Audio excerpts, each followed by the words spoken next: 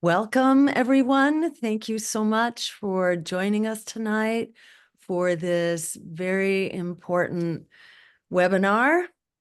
As we all know, the election process is not working. It is something of a mockery of democracy. And fortunately, there are lots of things we can do to fix this. For example, ranked choice voting, how that would completely make obsolete this mythology about the so-called spoiler effect. We hear about approval voting. How is that different from ranked choice? How would proportional representation also fix the fundamental problem in our electoral system? Give us a voice. How would it work in combination with ranked choice voting? What about all the backroom deals and the dark money and these loopholes for legalized bribery, basically, that our election system is? As what's his name? The famous Supreme Court Justice Louis Brandeis said quite a while ago, we have a choice between vast concentrations of wealth or a democracy. And in this country, we've chosen vast concentrations of wealth. How do we deal with that and its fundamental corruption of our political process? How do we stop this effort to silence progressive voices and political competition? We're seeing that going on in a very big way right now in this election. People may be enjoying the spectacle of AOC Pelosi, we call her, trying to police us as a third party and smear our campaign for being predatory.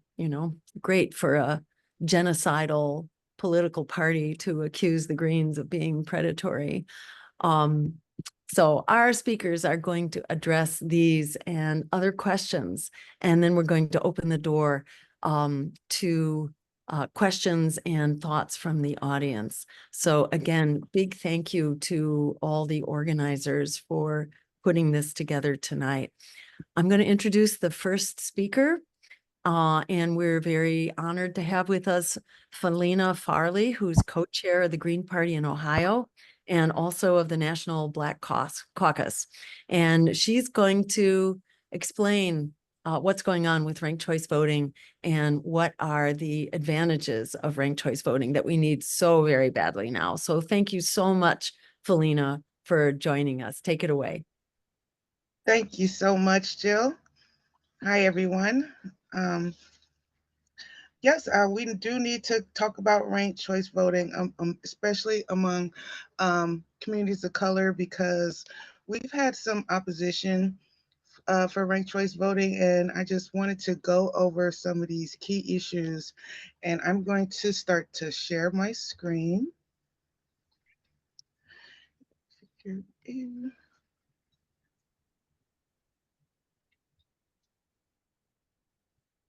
Okay. Is everyone seeing my screen okay? Looks good. Yes. All right. So, ranked choice voting has an interesting history in Ohio. And I like the way we titled this Electoral Dysfunction. So, we have the cure for some of those electoral dysfunctions, and that is ranked choice voting. And I wish we can prescribe it to everyone and write it as a prescription to heal our election woes. Um, and amplify our voices. So the key issues of ranked choice voting is increasing minority participation and voter turnout, reduce strategic voting and spoiler effect, and more representation, more representative outcomes. Those are the main things we want from ranked choice voting. So how does it work? First, it's very simple, fair and easy. All you have to do is choose one candidate or rank the candidate the order of your preference. So if you wanted to vote green, you would put first choice, and then yellow second, and then orange third, and red fourth. Okay? If no candidate wins a majority in the first round, then your second vote automatically goes into, rolls over into the next round. So it's kind of like some people say instant runoff. But in general, you don't have to like keep going to the election booth to vote again for the second round or the third round or anything like that. Your votes will instantly transfer based on your ranking of preference.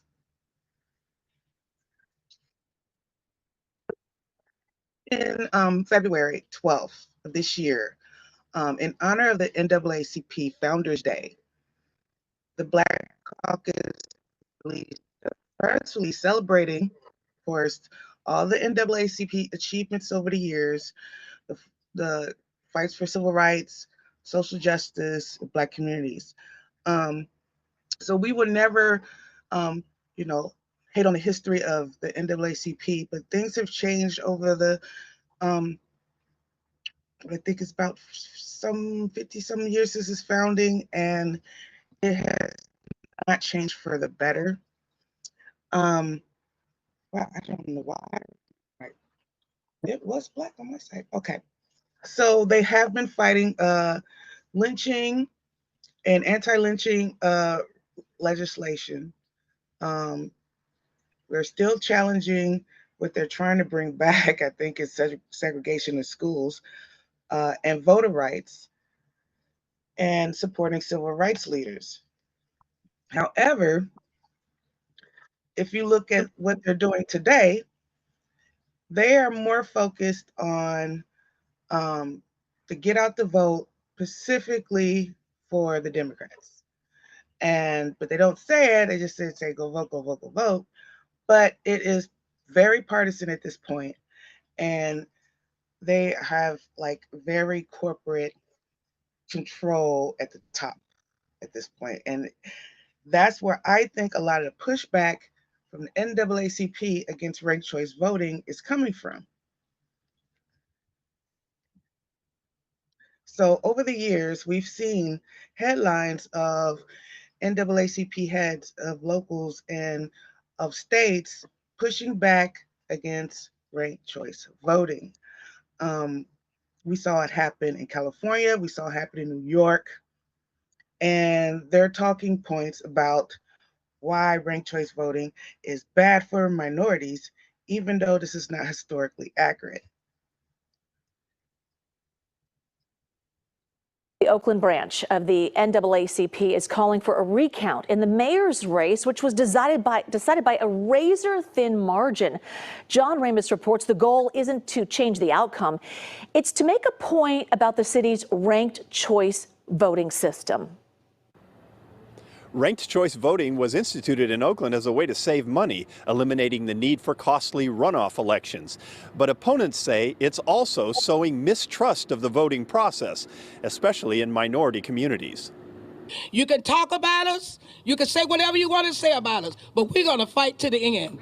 With a group of seniors in attendance, the Oakland NAACP issued their demand for a recount in a mayoral election that was decided by only 677 votes.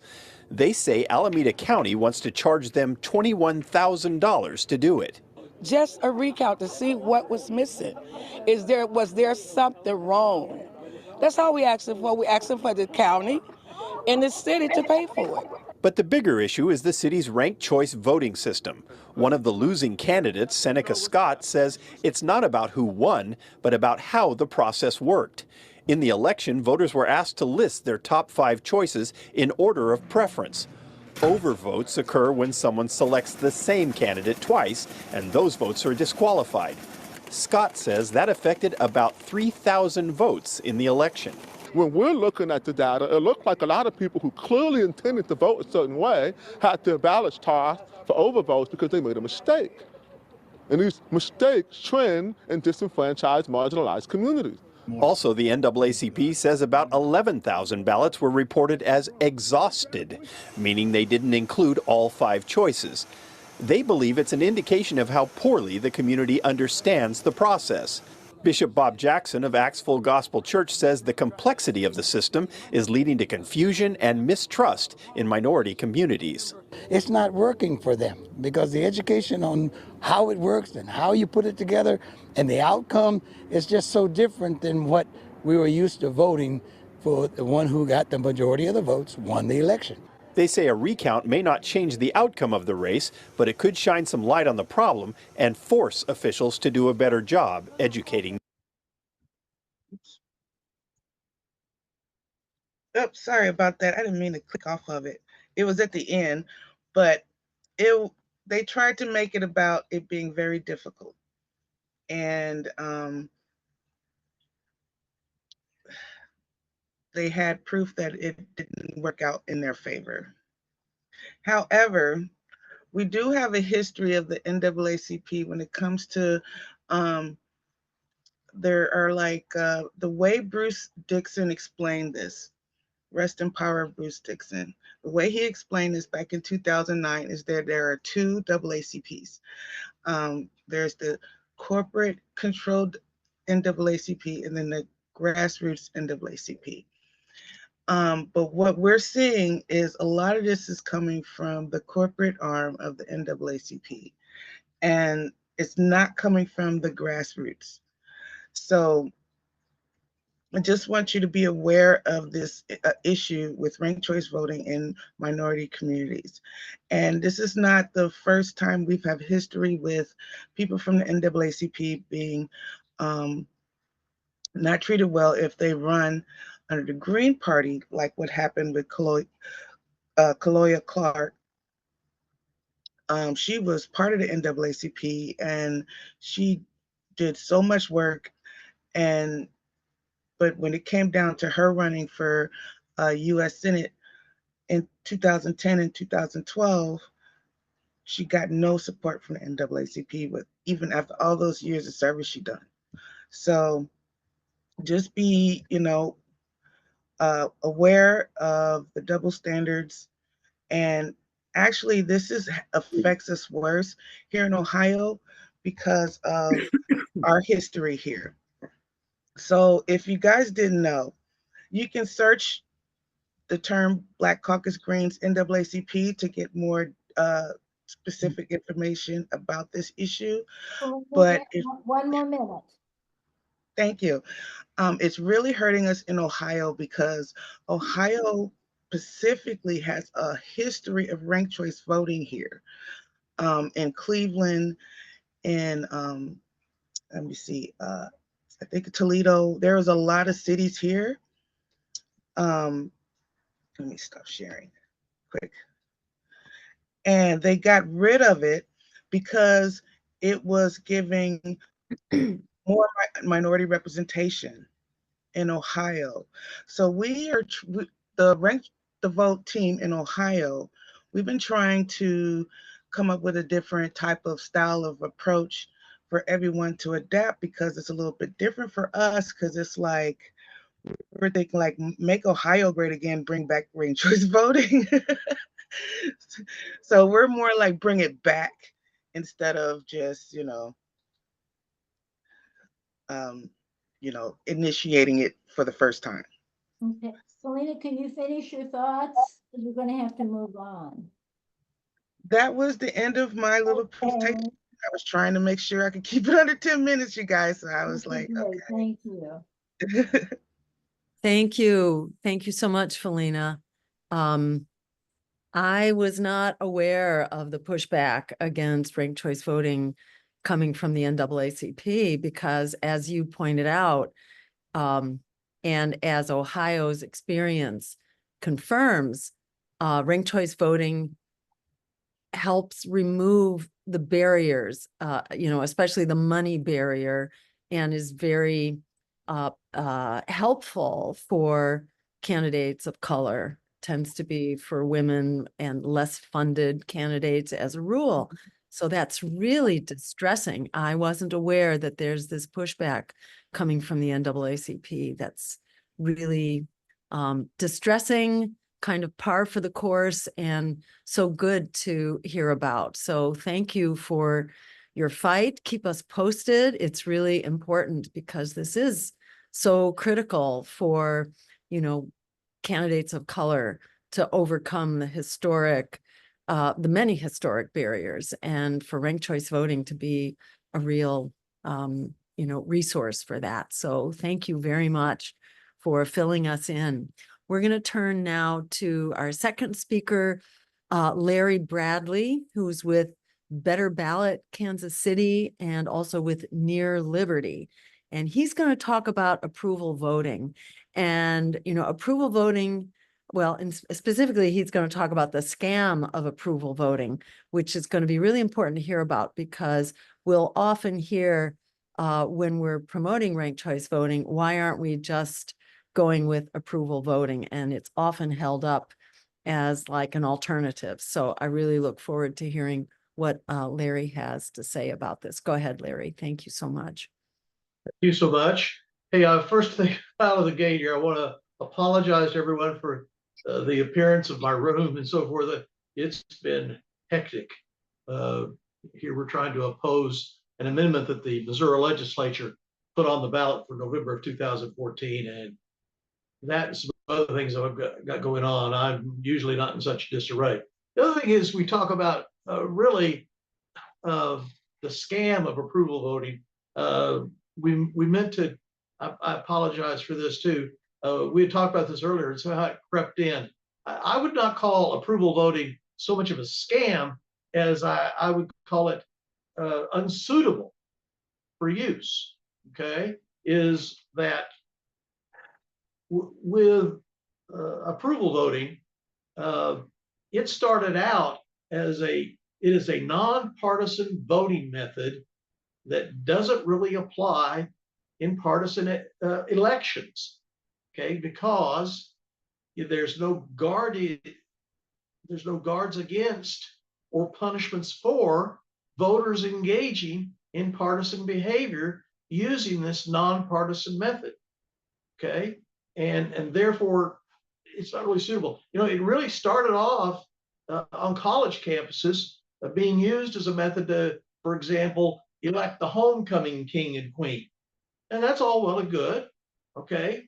And one of the benefits of that on a college campus is that when you see two candidates for king or queen, you can tell each of them, yeah, I voted for you, okay? You don't have to say I had to choose between. You say I voted for both of you, okay? And so that's okay, but we really don't need that in an election, because the idea is to find the very best to represent us.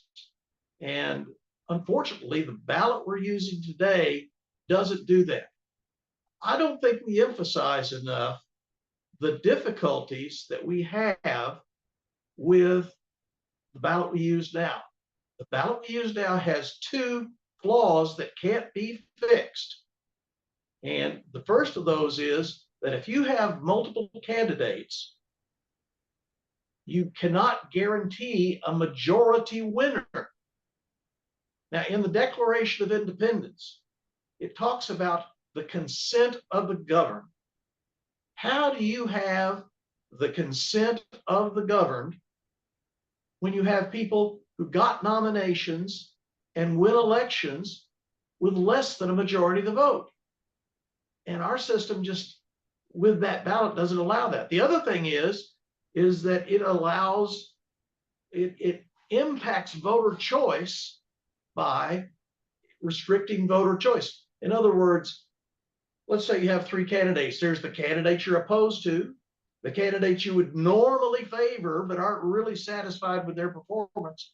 And here's this candidate over here that you really like, and they have some good ideas, and you like to vote for that candidate, but you're afraid to, because you know from bitter experience that doing that may result in the candidate you're opposed to winning. And so we're stuck with what is, instead of being able to experiment with something new and hopefully better. Okay. And so that's why I recommend ranked choice voting, because with ranked choice voting, you eliminate both those problems. You are guaranteed to get a majority winner, and you're no longer afraid to vote for who you really want to vote for. I was in a meeting with libertarians the other day, and one of them said, one of the things I've discovered when I really looked at this is it never hurts me to vote for who I really want to vote for. Now, if another candidate gets a majority on the first pass, then I was going to lose anyway. Okay. But when we go to ranked choice voting, if nobody wins on the first round, as our previous speaker just said, then we go into this runoff capability. And let me talk about a couple of things that our opponents say here and kind of relieve you of this. Number one is you don't have to rank. You don't have the obligation to rank, at least if it's put together properly. You have the option to rank. And if there's only one candidate on that ballot that you want to rank, you rank it as your first choice and leave everything blank.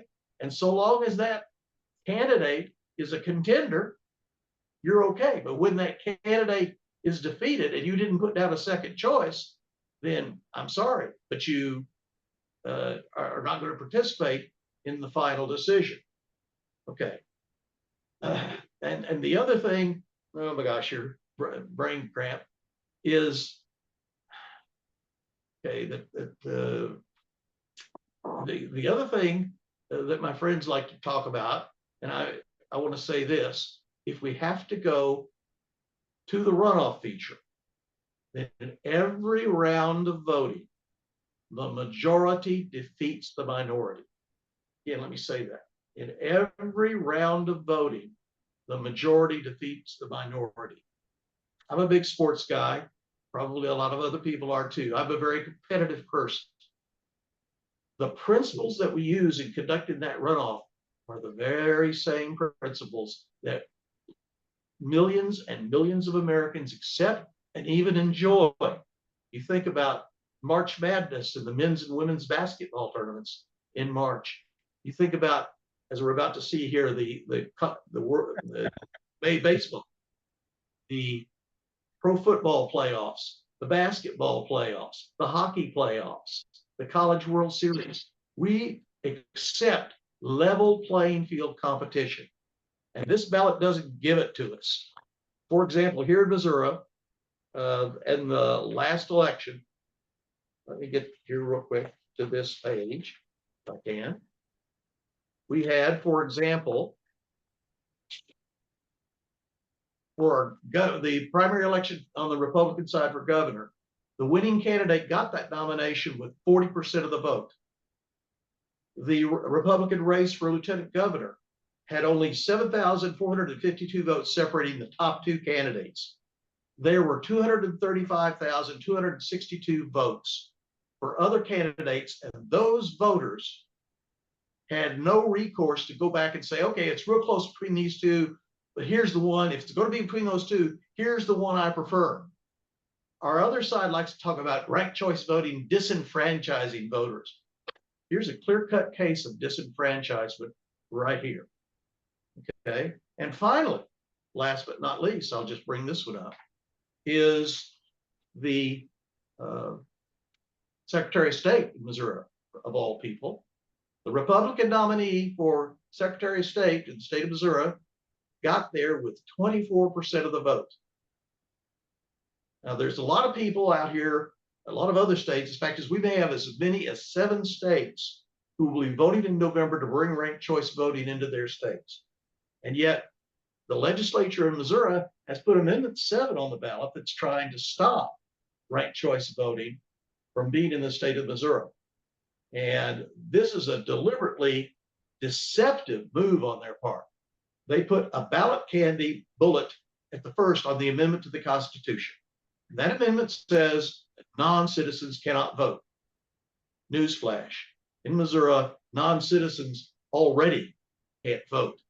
So if you were to vote no, it's not like you're saying, oh, I want non-citizens to vote. No, if you vote no, what you're voting against is having ranked choice voting denied you and having to continue with this existing ballot that's giving you the results that I just talked about here. How much time do I have? Yes, you have 1 minute and 23 seconds. Very good. Then the last thing I'll talk about here real quick that you'll hear about from our opponents to ranked choice voting is they're going to talk about Alaska. And they're going to talk about what a disaster Alaska was the last time they used it in 2022. The reason they say that is the Republican Party in Alaska wanted to punish Lisa Murkowski, their existing senator, for votes that she had taken as a U.S. senator, one of which was to impeach number 45, who I call DeSantis, which stands for, pardon me, tub of shit in a suit. And, excuse me, but they wanted to keep her off the ballot. That was a minority opinion, and they were unsuccessful in that. And as a matter of fact, when all was said and done, Murkowski won with 54% of the vote. On the next to last round, there were 26,000 people who were defeated. Of those 26,000, You have about 30 seconds left. thank you. Uh-huh. Those 26,000, about 2,000 refused, did not mark the top two candidates, and were not able to participate in the final round. About 6,000 went over to the Republican candidate, and about 4,000 went over to the Republican candidate. The other 20,000 went over and voted for Murkowski. So she won, and everybody else lost. And this is sour grapes that they're putting up about. So thank you for your time and your attention. And let's vote no on Amendment 7 in Missouri.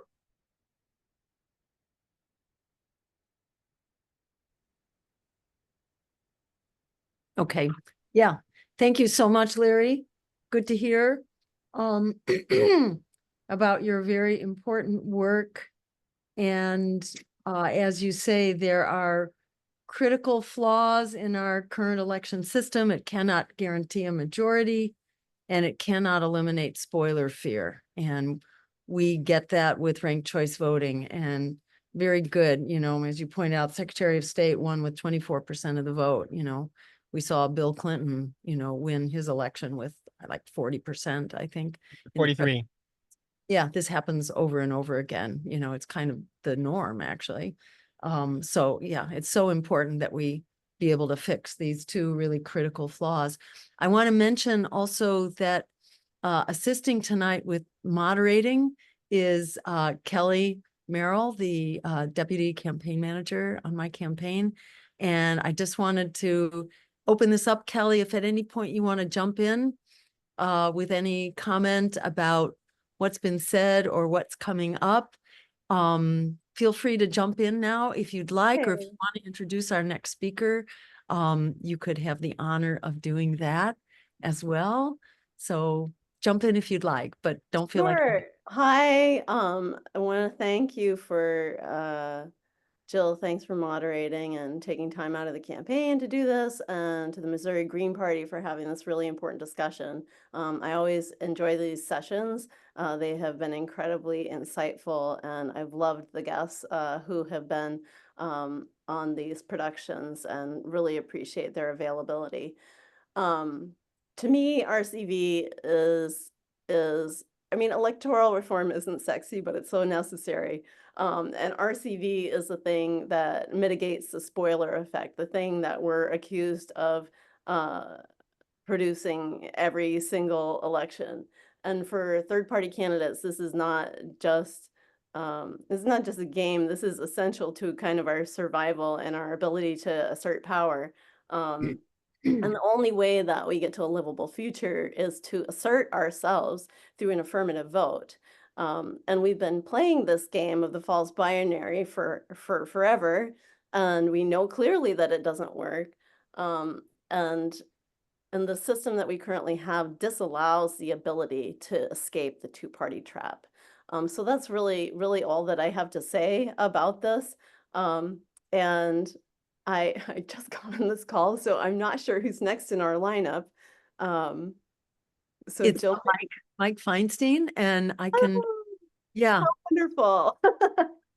All right, great. I can jump in there. And I also want to note that Kelly knows ranked choice voting up close and personal, because Maine, the state of Maine where Kelly lives, actually has ranked choice voting. And, it's not a silver bullet. It doesn't cure everything, but it definitely, and there's a fair amount of educating that has to go on. It's not like all of a sudden people get it just because it's being used, but it really opens up the dialogue in a huge way. And as Larry just mentioned, there are many states now that have it on the ballot in the upcoming election, and that's really exciting. And I hope it spreads like a wildfire. We badly need it. So thank you so much, Kelly, and feel free to jump in whenever.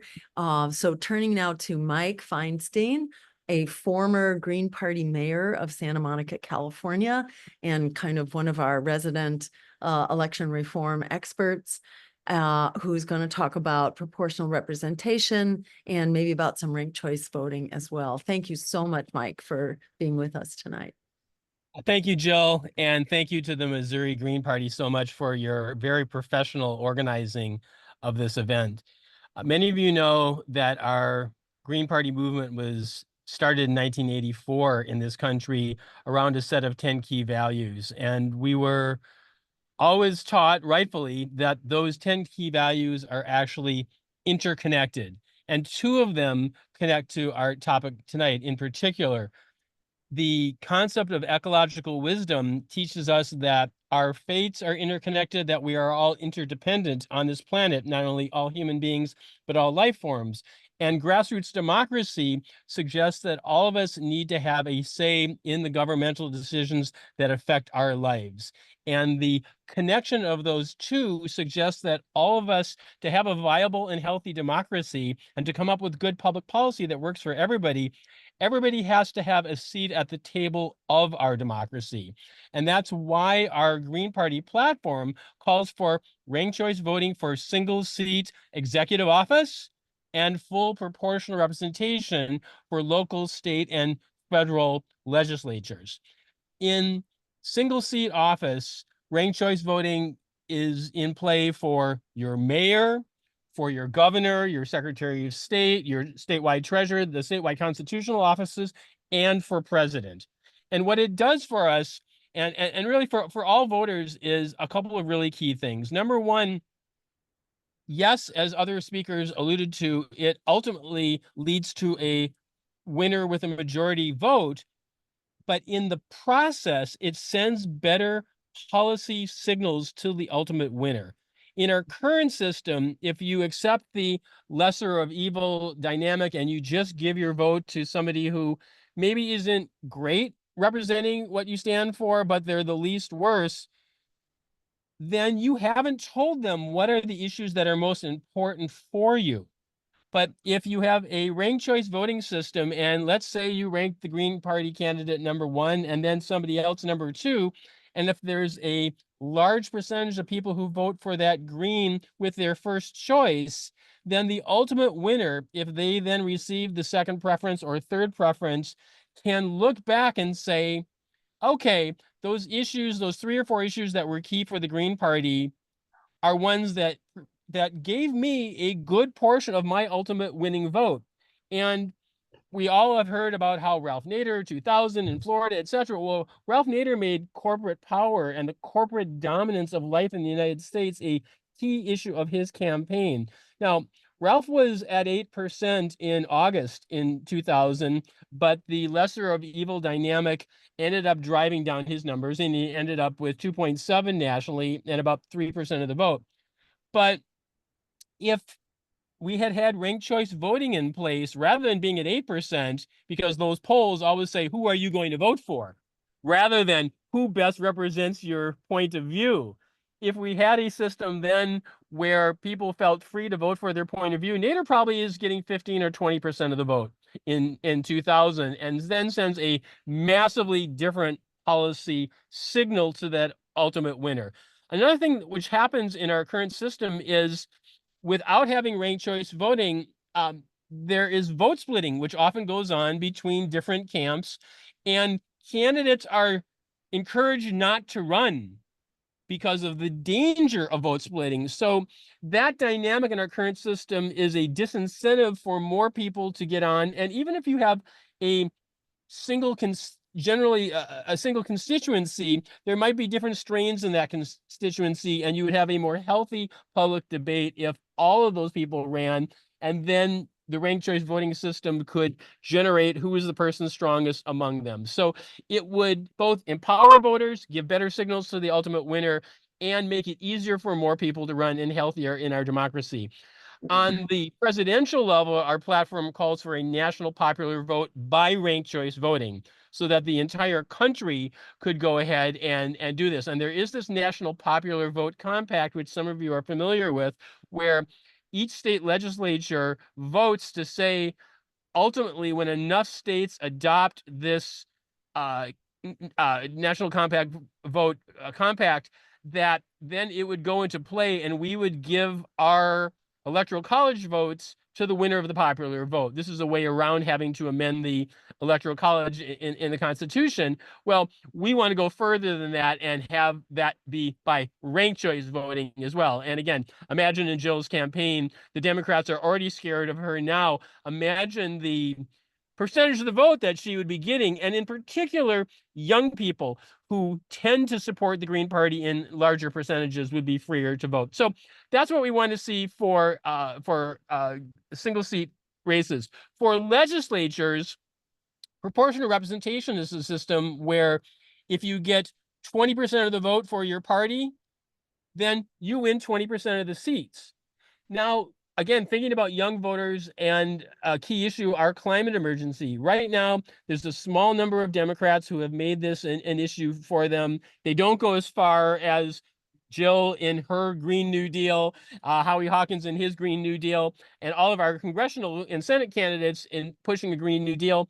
But that's the limited opportunity for people who really care about this to try and win a few congressional seats where they have a chance, and then those Democrats get pushed down once they get into the larger power structure. Imagine instead we had a system where people who care about the climate emergency could vote that and automatically win seats in proportion to them standing for those issues. Now, let's say that we go through in this cycle and we're running Greens across the country and we win a lot of seats that way, and the Democrats, they don't like it. Well, the next cycle, if they don't do it, we're going to continue to win more and more seats. And that is a way through this proportional system. That is a way to send a message, but also get power. Jill has often said in her campaigns, they don't respond without making a demand.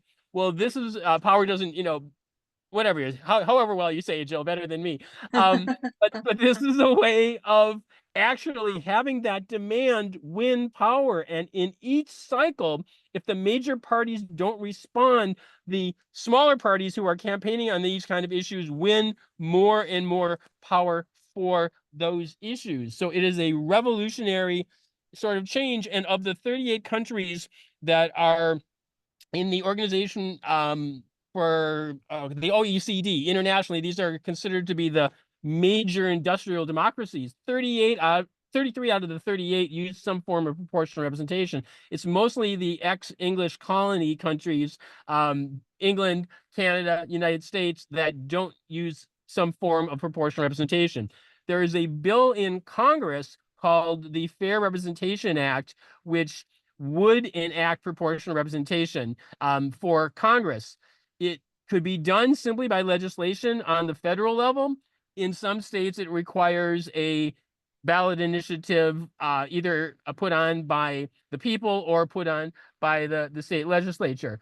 And in my last 2 minutes here, what I want to touch a little bit on is that there is such dissatisfaction with the lack of representation in our current system. And what big moneyed interests are doing is they are hijacking ranked choice voting and trying to implement what are called top 5 systems, top 4, top 5 systems, and so-called open primaries, which are not open primaries, but they're hijacking that language. And many of the ballot measures on this November are those kind of systems. And in Colorado, the Green Party is already opposing Measure 310, which is a top 4 system. What happens in those systems is they use ranked choice voting in the general election, but they eliminate party primaries. They eliminate a guaranteed place on the ballot for all parties, like the Green Party, and then they have a non-RCV primary, which favors big corporate money because all the candidates have to run in a single jungle primary in a system with all voters, which makes it more expensive. And because it's earlier on, it disempowers earlier grassroots campaigns. So what they're doing there is using a system where they will eliminate Greens in the primary and then have ranked choice voting in the general election. So it's a big scam, and we have to oppose those top X systems wherever we go. So I just want to show that Greens can actually go less than the 10 minutes. I'm at 9:40. I'll stop it there and look forward to your questions. Good job, Mike. Thank you. you. Thank you so much, Mike. That was really, really helpful and really sobering to hear that this top 4 or top 5 is predominating in so many elections in November. How many states did you say are running top 4 or 5? Of the 5 states this November, only one, Oregon, is using RCV, but also allowing parties to nominate their own people and still be on the general election ballot. The other 4 are top 4, top 5 systems that would disempower voters by taking away voter choice and funnel everybody into the major parties in November. Yes, yes, and thank you for clarifying that. It's really easy to get lost in the weeds on this. It's challenging, and the language is very confusing and misleading to talk about so-called open primaries. But you know, as Greens, as people who have, you know, a particular point of view which is different from Democrats and Republicans, it's really important that we preserve diversity in our elections, and this top 4 and 5 basically forces everybody into the same primary where big money is going to prevail. The benefit of having parties with a kind of a seat at the table and having our own primaries is that we then come together in the general representing certain points of view, and those diverse points of view will all be there. If we're all in one primary together, it will be decided by big money up front in the primary, and we will be wiped out. And it's not just us, but non-corporate points of view that represent people power and the kinds of solutions people need. It's very challenging getting the word out, and I really hope that Oregon is successful in actually passing real ranked choice voting. Can you name the states, Michael, where the So it's Colorado, Nevada, Idaho, and one more. I don't want to misspeak and guess. Okay, all right. And we've already come out against it in Colorado, and our national platform is against it as well. Great. All right, terrific.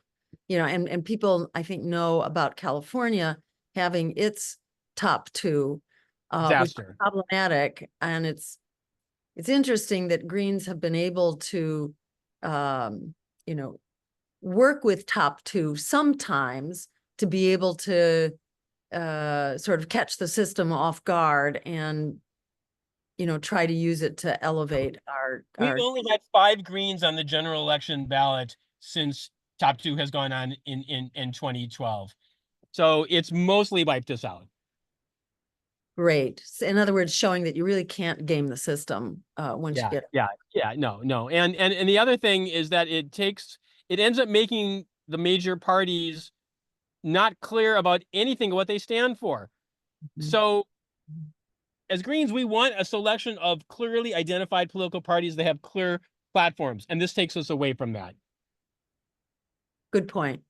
Thank you. Can't underscore that enough. Thank you so much, Mike.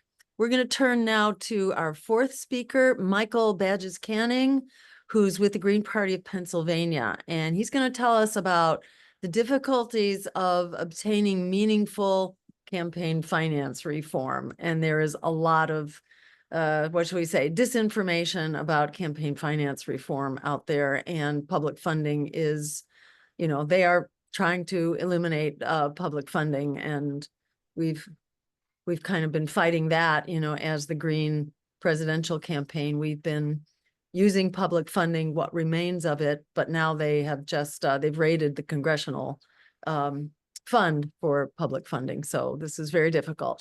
And I really look forward to what Michael has to share with us. Thank you so much, Michael, for coming on. Take it away. Pleasure. Yeah. Oh, gosh. Yeah, so I'm not even going to pretend that I'm an expert on national stuff. I work on campaign finance reform and corruption stuff in Pennsylvania. We're working on ending legal bribery, which is also known as campaign contributions.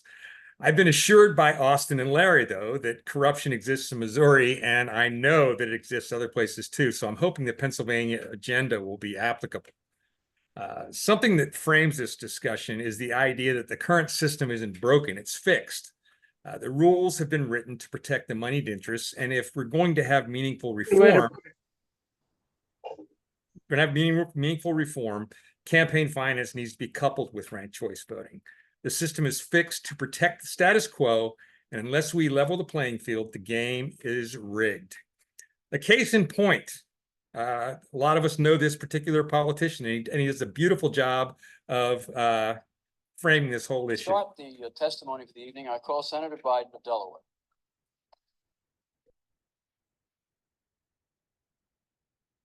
Senator Biden, welcome to the advocates. Senator Biden, it's nice to have you here.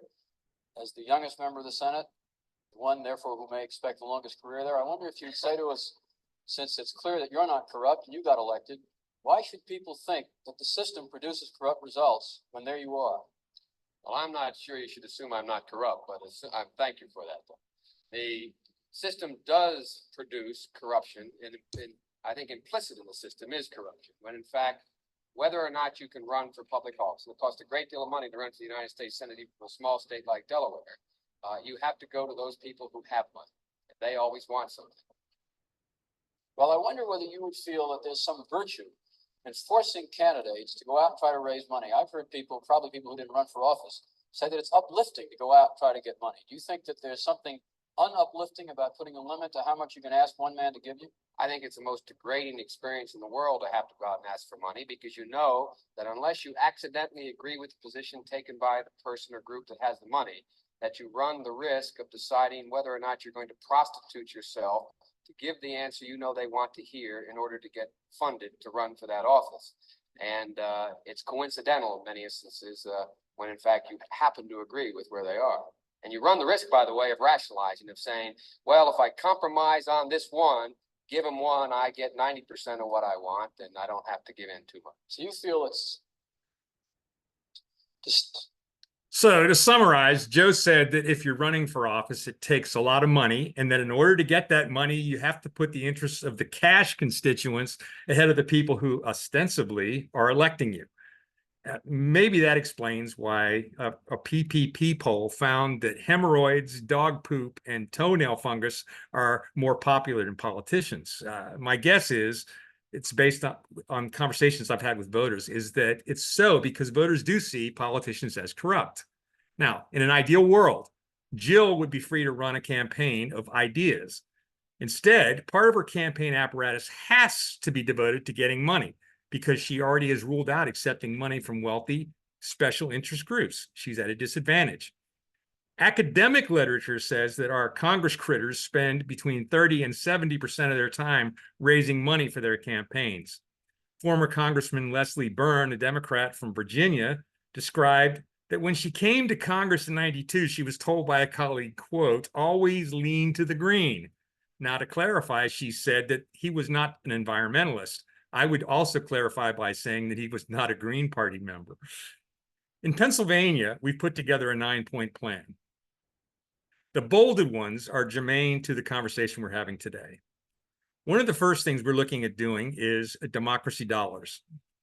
Democracy dollars are vouchers that residents receive, voters receive, and can give to qualified candidates who then exchange them for public funding. When elected officials are dependent upon their constituents for both their votes and for the money to get them elected, they are incentivized and rewarded by serving those constituents. The use of democracy dollars would create an equitable system of publicly funded elections and would increase diversity of candidates and donors by allowing individuals other than the wealthy and the well-connected to launch a competitive campaign. The sort of voucher system has been in Seattle since 2017. When one person or a corporation is able to give a candidate unlimited campaign cash or threatens to give a candidate's opponent unlimited campaign money, the power and the voice of that person is magnified and the majority of the people's voice is diminished. Legislators become grateful and or fearful of the wishes of their large campaign funders and put their funders' interests ahead of the people's interests. By limiting the ability of a single person or a group to give a candidate unlimited cash, we can strengthen our democracy by democratizing political power from a small number of large political donors to the people, the electorate. What we're talking about here is limiting contributions to $500. Unlimited sums of untraceable money, dark money, also currently flow through our political system. We need to make all political expenditures transparent. No one should have the right to influence elections in an unlimited and anonymous way, avoiding responsibility for their lies and smears and hiding their identity because it would be otherwise illegal for them to spend their money to influence our elections. For instance, in Pennsylvania, a candidate named Josh Shapiro, who's our current governor, presented himself as a champion of climate reform. The Democratic Governors Association was by far candidate Shapiro's single largest source of campaign money.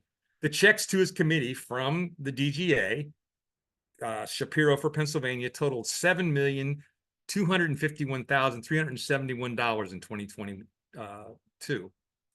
The DGA functions as a campaign money laundering operation. It receives unlimited contributions from corporations, including fossil fuel corporations, and the fingerprints of the contributors are washed clean. The money is then distributed to candidates like Shapiro.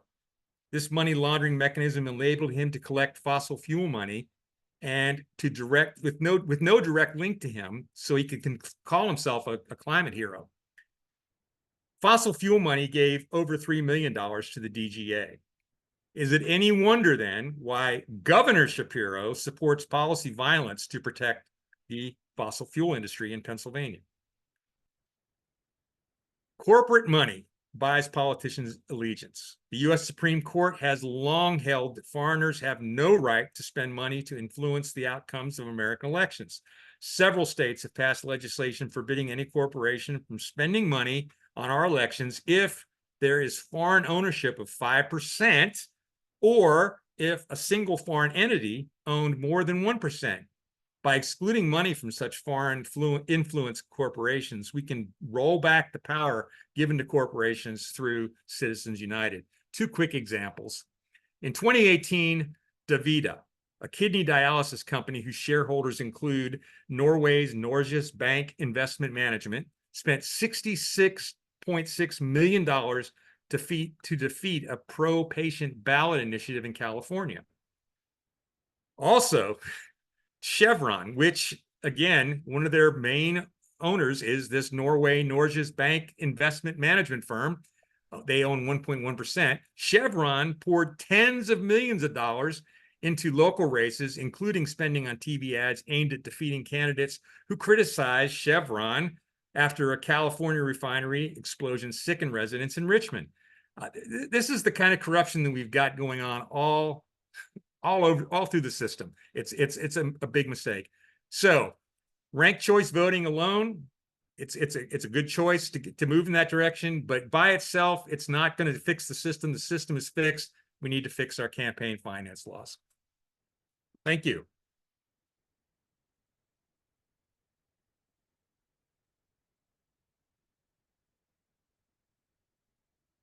Thank you so much, Michael. Thank you for all those many interesting suggestions.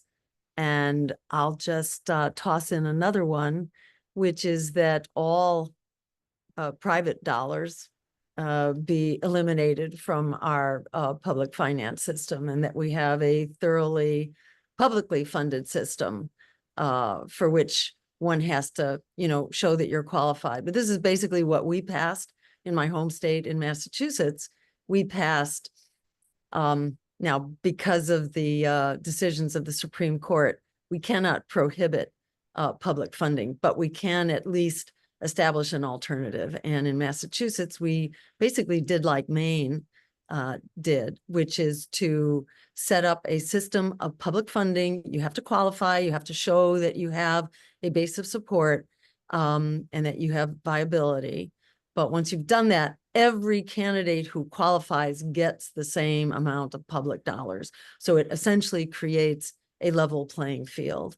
And it's, it's very transformative. We passed it here in Massachusetts. The powers that be, corporate sponsored government, the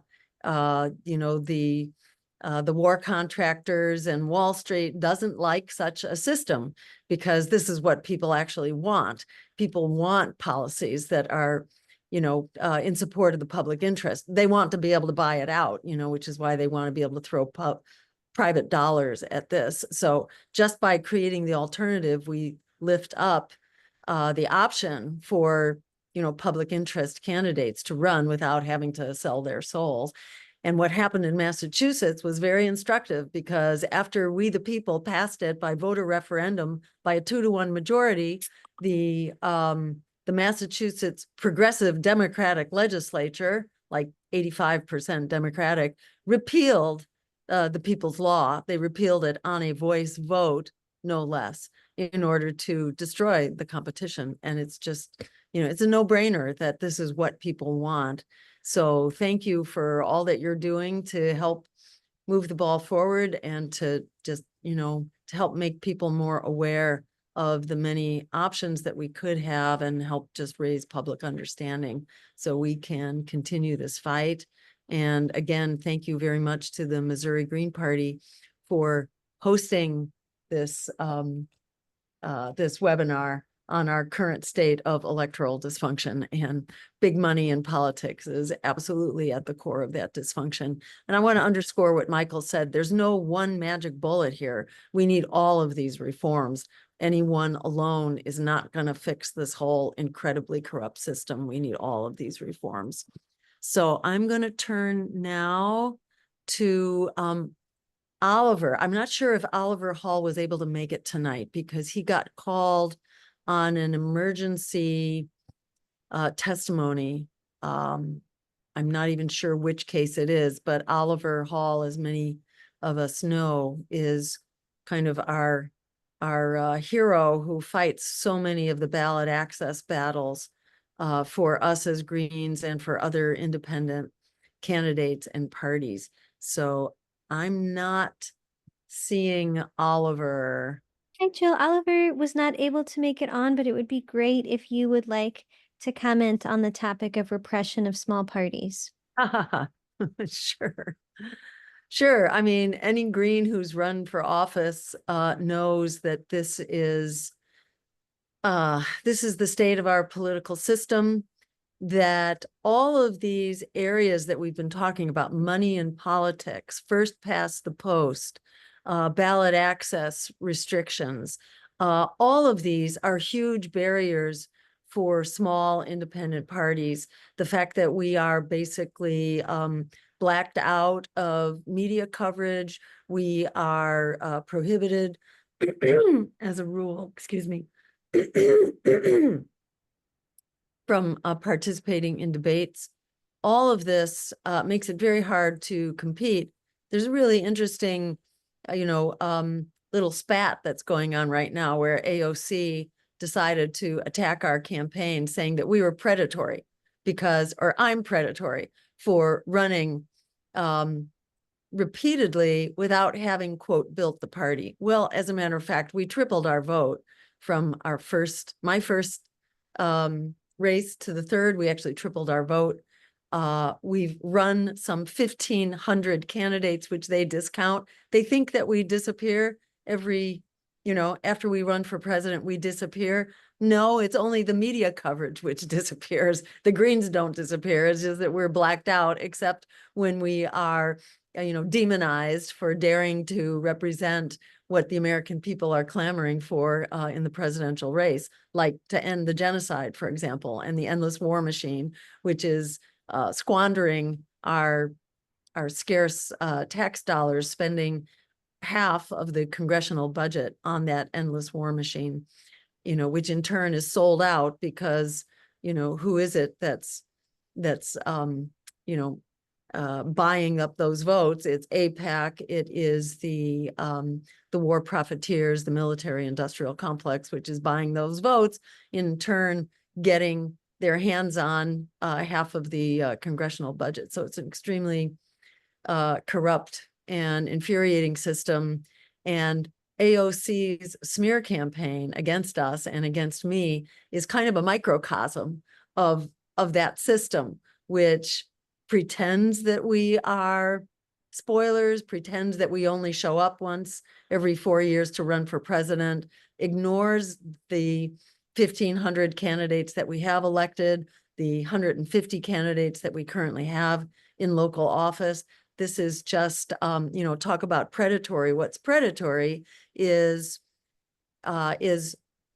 telling people that your candidate is working diligently day and night to end the genocide, when in fact, the candidate, Kamala Harris and the Democrats are not intending to end the genocide and will not even consider using a weapons embargo. And basically they're standing by the apartheid government of Israel come hell or high water. They've said that over and over again. They are not here trying to stop the genocide. So that is predatory, misrepresenting your candidate who is committing genocide. Genocide, I think, is predatory. Opposing genocide is the opposite of being predatory.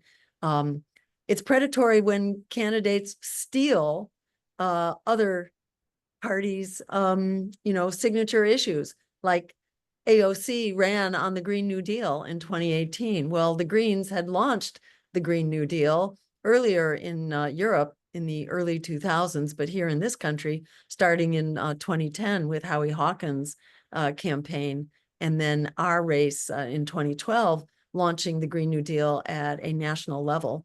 So there you had AOC in 2018 appearing with the Green New Deal like she invented it, not recognizing anything about where it came from. So that's the stuff which is predatory. And that is the nature of the Democratic Party, which in this election has hired an army of lawyers to throw other candidates from smaller parties off the ballot based on lawfare, basically focusing on legal minutia to misrepresent the spirit of the law and to throw candidates off the ballot. They publicly advertise for infiltrators and spies to disrupt our campaigns and our ballot access process. They actually had the gall to publicly advertise to pay people to come and infiltrate and spy on and disrupt our campaigns. And they also held on to our public funding and refused to give us this $300,000 in public funds that we had qualified for in order to tie up our ballot drives. So that is the nature, that in a nutshell is how small parties are disadvantaged by the Democratic Party in particular, which should be renamed to the Anti-Democratic Party because its practices are extremely anti-democratic. So I will stop with my little message at that point on the struggles and parties. Go ahead. And Jill, let me just add that with all the new stuff that's been coming out with the pro-Palestinian activists are being attacked, being called anti-Black now.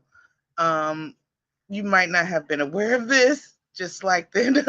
Yeah, they're being called anti-Black because we're putting Palestinians' lives ahead of our own Black lives.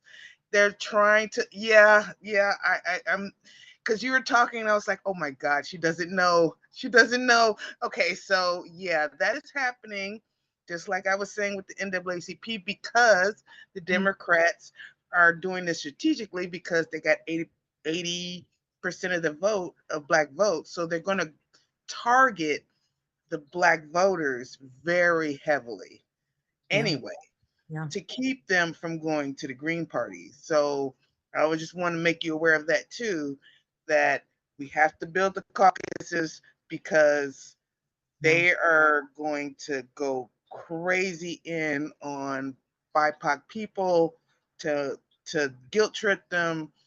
It's going to be ridiculous. And it's already started. It started about 2 weeks ago and it's still going. So, yeah. Hold on to your hat. All Yep. kinds of fun. Smear Yep. campaigns and fear campaigns because the Democrats are running scared, and they should be scared because people don't want to vote for genocide. And by no means should anybody feel like you have to hold your nose and vote for either a candidate that's committing genocide right now, or for Donald Trump, who promises to finish the job. And yes, the powers that be will be playing a game of divide and conquer. They are definitely trying to pit, one identity against another identity.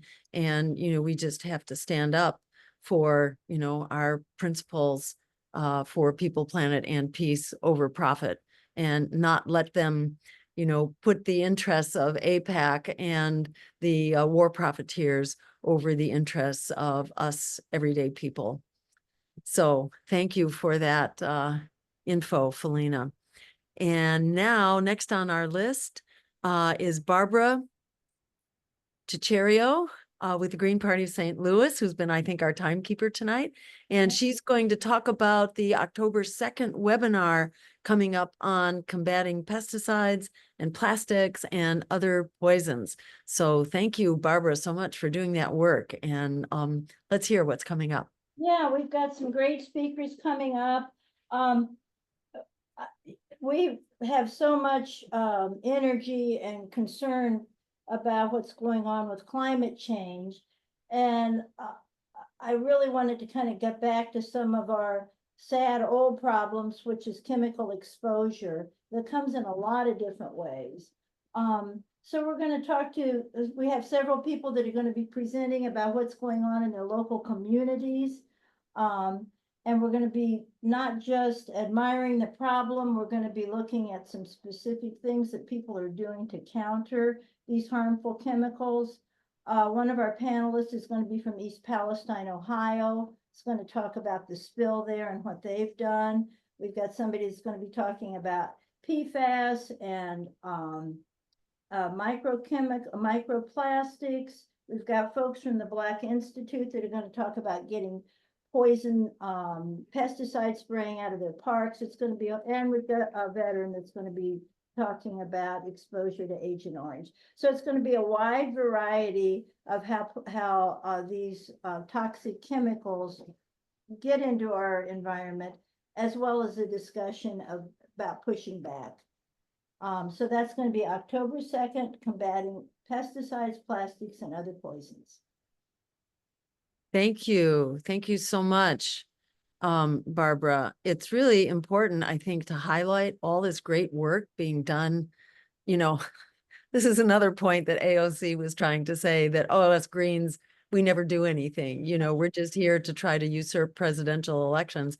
But, it's so important to see the work that Greens are doing, not only electorally, but also, in the social movements in our communities. This work is so really critical, important, life-changing at the level of our communities. So thank you so much to everybody who's doing that. Thank you for saying that, Jill. I think it's our foundation. I really do, our grassroots. So yeah, it really is. Thank you for lifting this up, Barbara. So now we are going to, speaking of our grassroots work, we're going to hear from representatives of some of the co-sponsoring organizations. And Lauren and Patrick are going to, I guess, direct us to the next commenters. So I guess I'm going to turn it over to you, Lauren and Patrick, to march us through this next part of the program. Thank you so much. Hi, Jill. Actually, if you want to go ahead and introduce the next two commenters will be Justin from the Green Party of Connecticut and then Kevin from the Banking and Monetary Reform Committee. Okay, great. So I don't have the names here, but excuse me one second.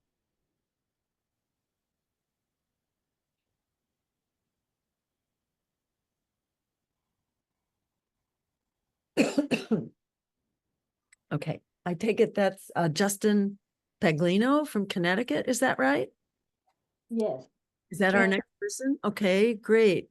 And I'm not sure exactly what Justin is going to be commenting about, but let you speak for yourself, Justin. Thanks for joining. I appreciate the chance. I won't be long. I guess, I think a lot about ranked choice voting. I think it's so important. I used to be a lesser evil voter and I regret all those votes, but I'm very happy now to be a Green Party voter. But I understand, there's this I understand why people think that way, and I think it's the root of Duverger. Maurice Duverger was the political scientist who came up with the proposal that seems to be borne out that if you have a first past the post voting system, you end up with a two-party dominant system, and but so ranked choice voting is really key. We're so tired of these arguments. Oh, well, a vote for Green is a vote for the Republicans, and that you just see it all the time. It's like this headwind that we always have to fight against. But the other thing that I wanted, so it's going to really unlock the floodgates when we can get ranked choice voting more widespread, to have multi-partisan, multi-party democracy. People can vote their values. People can align their vote with their values and not be, it would no longer be possible for people to use fear to extort people into voting against their own values. And of course, when people vote against their own values, we end up with a non-representative government that doesn't share the values of the people. So, but the other thing I wanted to say, and then I'll pass it on, is that the argument I often hear is, oh, well, when we have ranked choice voting, then we'll start voting Green. And, I think they have it backwards. They don't understand that voting third party has to come first. Voting third party is the pressure that we generate on the system to bring ranked choice voting about. We see that the Democrats are not they're not clamoring to pass ranked choice voting. In many cases, they're fighting against the implementation of ranked choice voting, and that only makes sense. Why would one of the parties in the duopoly be eager to pass the reform that is going to end the two-party system? They're sitting pretty where they are. They're not wanting to change things. So, only with pressure, only when we show we're willing to have the courage to vote our values and vote third party, maybe when they start to think that, oh, I'm not getting those voters, these fear tactics are not working, but maybe if we pass ranked choice voting, remember, they're the ones with power. They, the people who control the legislatures. Maybe if we pass ranked choice voting, we could get some of those voters to rank us second, and maybe we'll do it. And that's the only way we're going to get it, because trying to get a progressive reform out of the Democratic Party, like ranked choice voting, is like trying to get cutting the Pentagon or passing Medicare for all, or it's not going to come. It's not the root. So that's just an argument I see, and about which has to come first, voting third party or ranked choice voting. First thing has to be voting third party, and then from that we get the ranked choice voting that we want.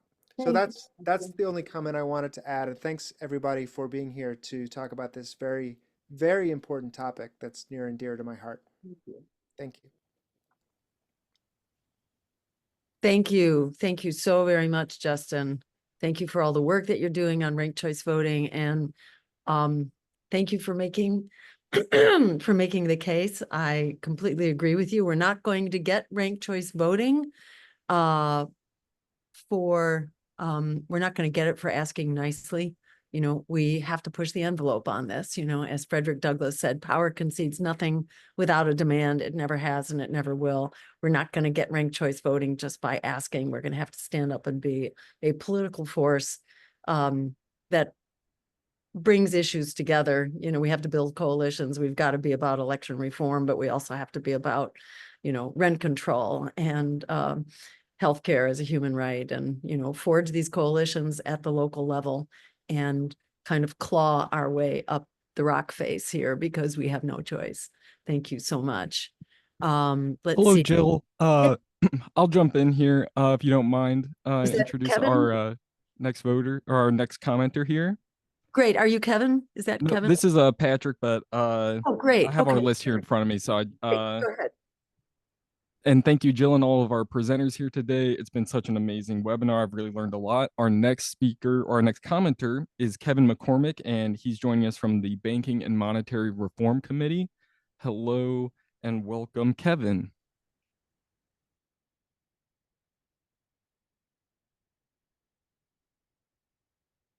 Okay, can you hear me now? I'm sorry, I have my mute on. Am I unmuted? Yeah. I guess, okay, okay, because I didn't really see a response. All right, well, I'm going to be very brief. You know, the Banking and Monetary Reform Committee is devoted to replacing the Federal Reserve monetary system with a public money monetary system, which is called for in the Green Party platform. Well, I think that people seriously underestimate the ill effects, the bad results that come from the Federal Reserve System. And this electoral system that we have, our problem with money dominating politics. Who creates money? Well, it is the commercial banks, the Federal Reserve banking cartel. They create loans and deposits at the same time. The deposits are summed up in the M2 money supplies statistic. And so they actually create the money, which, you know, you take a bank deposit, which the banker just created for the loan, but then you can exchange it for Federal Reserve notes that say legal tender for all debts on those notes. So this gives them the money power, and it gives them tremendous economic power. And it also lets them, after working on this for a while, it has led them to build into a system that you could think of as a shadow government or a shadow government that it's like the deep state in a sense, that you have this corporate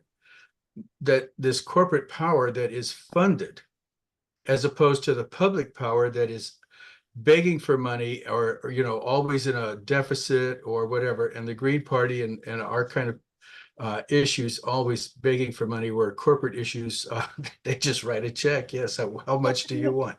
So okay, I'll be real quick. But anyway, I think that what happens, you have that system, well, you put a price on everything, and they put a price on political offices. And so, you know, I just want to think that I just want to kind of bring the issue to mind and say it is kind of the background or the fundamental thing that leads to this kind of corrupt political system that we have today. And I do want to thank the other speakers because I really did enjoy all of the things that they said. And just remember, end the Fed and replace it with the public money system that is called for in the Green Party platform. Thank you very much. Thank you. Great. Thank you so much, Kevin. Yes. Really critical issue that I think so many of us are still getting our hands around, but it's, as you say, it really is the background that does so much to really poison our economic and political system from the get-go. So thank you very much for your work on that. Next on our list, Anita Rios. Anita, would you like to make a comment from the Latinx caucus? And thank you, Anita, for all the great work that you've been doing both with the Latinx caucus and also in Ohio. One of our governor candidates actually going way back in Ohio. Are you with us, Anita? Anita's unfortunately not with us. I think up next we'll have Jeff Coleman from the Libertarian Party. And then Jill, you'll coordinate having some of our speakers reply to the comments that have been given so far. Okay, great. Thank you, Patrick.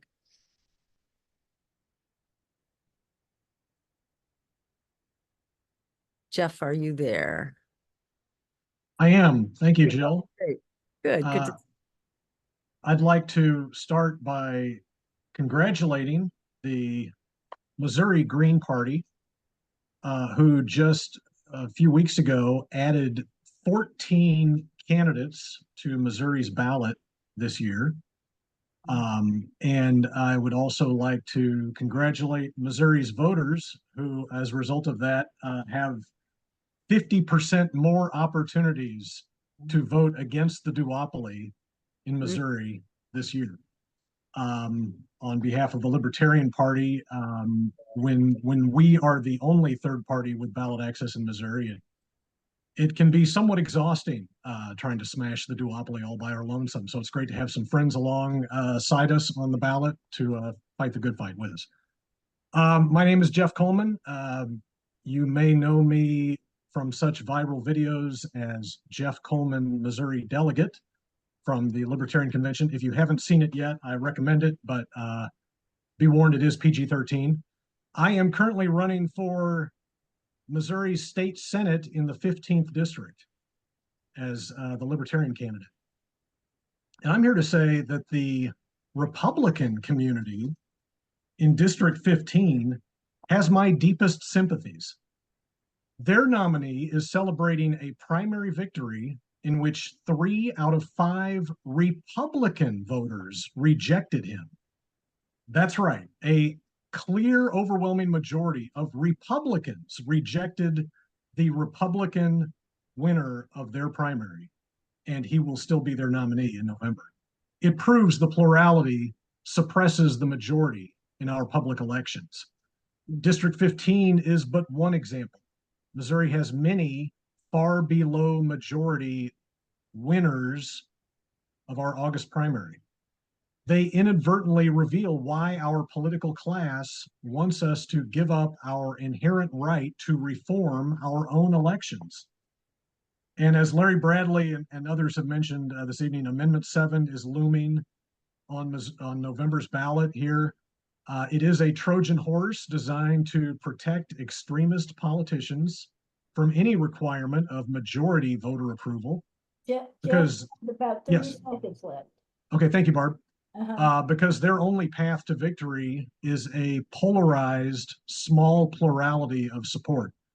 I've also seen a lot of commentary in the chat tonight, discussions about the merits of RCV versus approval versus score voting. Be aware that all of those would be banned in Missouri under Amendment 7. Amendment 7 would ban every type of election method that allows voters to cast more than one vote for a particular office. So is it any wonder why my wife is raising an upside down flag on our lawn right now? But thank you very much for your time. I do appreciate it. And congratulations once again to the Missouri Green Party.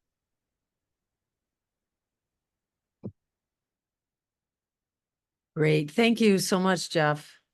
Thank you for your comments. Thank you for your work. Thank you for challenging the duopoly. We're going to open up comments now to any of the speakers to just comment on any of the issues that we've been discussing tonight. Yes, who's that? Yes, I have a question for Jeff. See, so I hear Philena, and there was someone else who was also speaking a moment ago. Can you identify yourself? I'm not sure who that was. All right. Well, why don't you go ahead, Philena, and get us started? Yes, Jeff, if you can help me out, because I know a lot of the libertarians here in Ohio, like, because, you know, we campaign together, like It's one of those things like we will sit next to each other because we're uncomfortable sitting next to Democrats and Republicans. That's great. On the campaign trail, and we'll just all sit at the table together because we don't trust them people. Anyway, my biggest thing is when it comes to the conversation of third-party coalitions. I just want to focus on the more strategic aspect of it when it comes to libertarians, because we had a libertarian here in Ohio that ran for state auditor, and his campaign could have ran under the Green Party because he's running for auditor. And my thing is, when it comes to third party coalitions, I just like to be a little bit more strategic locally when it comes to third party coalition and our administrative positions, because administrative is a little bit different. You know, we got so many, you know, you got treasurers, auditors, clerks, you know, and the only thing that, I mean, we don't have issues like that we would debate each other when it comes to treasurers and auditors and stuff like that. I don't like that. I don't like when a green is running for treasurer and a libertarian is running for treasurer and no one's running for auditor. And it's right. that frustrates me so much. And that happened in Michigan, I think. And I don't like that only because they're administrative positions. And we do have a lot of administrative positions that neither party can fill the whole slate. And that's the thing that irks me about third party coalition, is that I want to do it, but can we focus on the administrative positions first? Because we would literally be fighting on who's more open source than the other. Like for we'll be fighting on who believes in transparency more. And I just don't like that part of I completely agree. I absolutely believe that I'm sure that there is a libertarian leader in Ohio that would be very sympathetic to exactly what you're talking about and would welcome the opportunity to collaborate with you at the next cycle to ensure that all of those positions are filled by at least one or the other, if not both. You know, so that none of them go empty. Right. And that's I mean, that's a priority of mine every ballot cycle. You know, I don't like, you know, Greens and libertarians running against each other for treasurers and stuff. I don't like that because we're not arguing there. Those are administrative positions. We have more issues legislatively, but administrative now. You know? And you'll find even with those offices that the Democrats and Republicans tend to politicize them in their campaigns, and they're still running on, you know, culture war issues or whatever, you know, things that have nothing to do with doing the job. 2 years ago in Missouri, we ran a candidate for state auditor.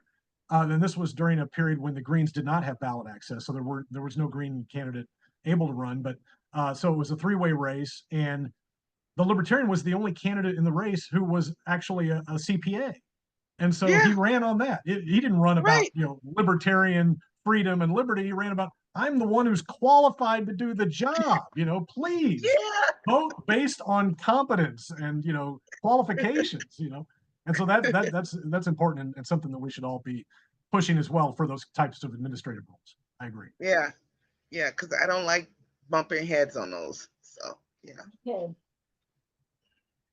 That was my 2 cents. You go ahead. Okay, I think we can move on. Thank you both. Jill, somebody asked me to join with this webinar. I talked with Don Fitz about something a couple of weeks ago. He asked me to join. Yeah, William, we'll come back to you in just a minute.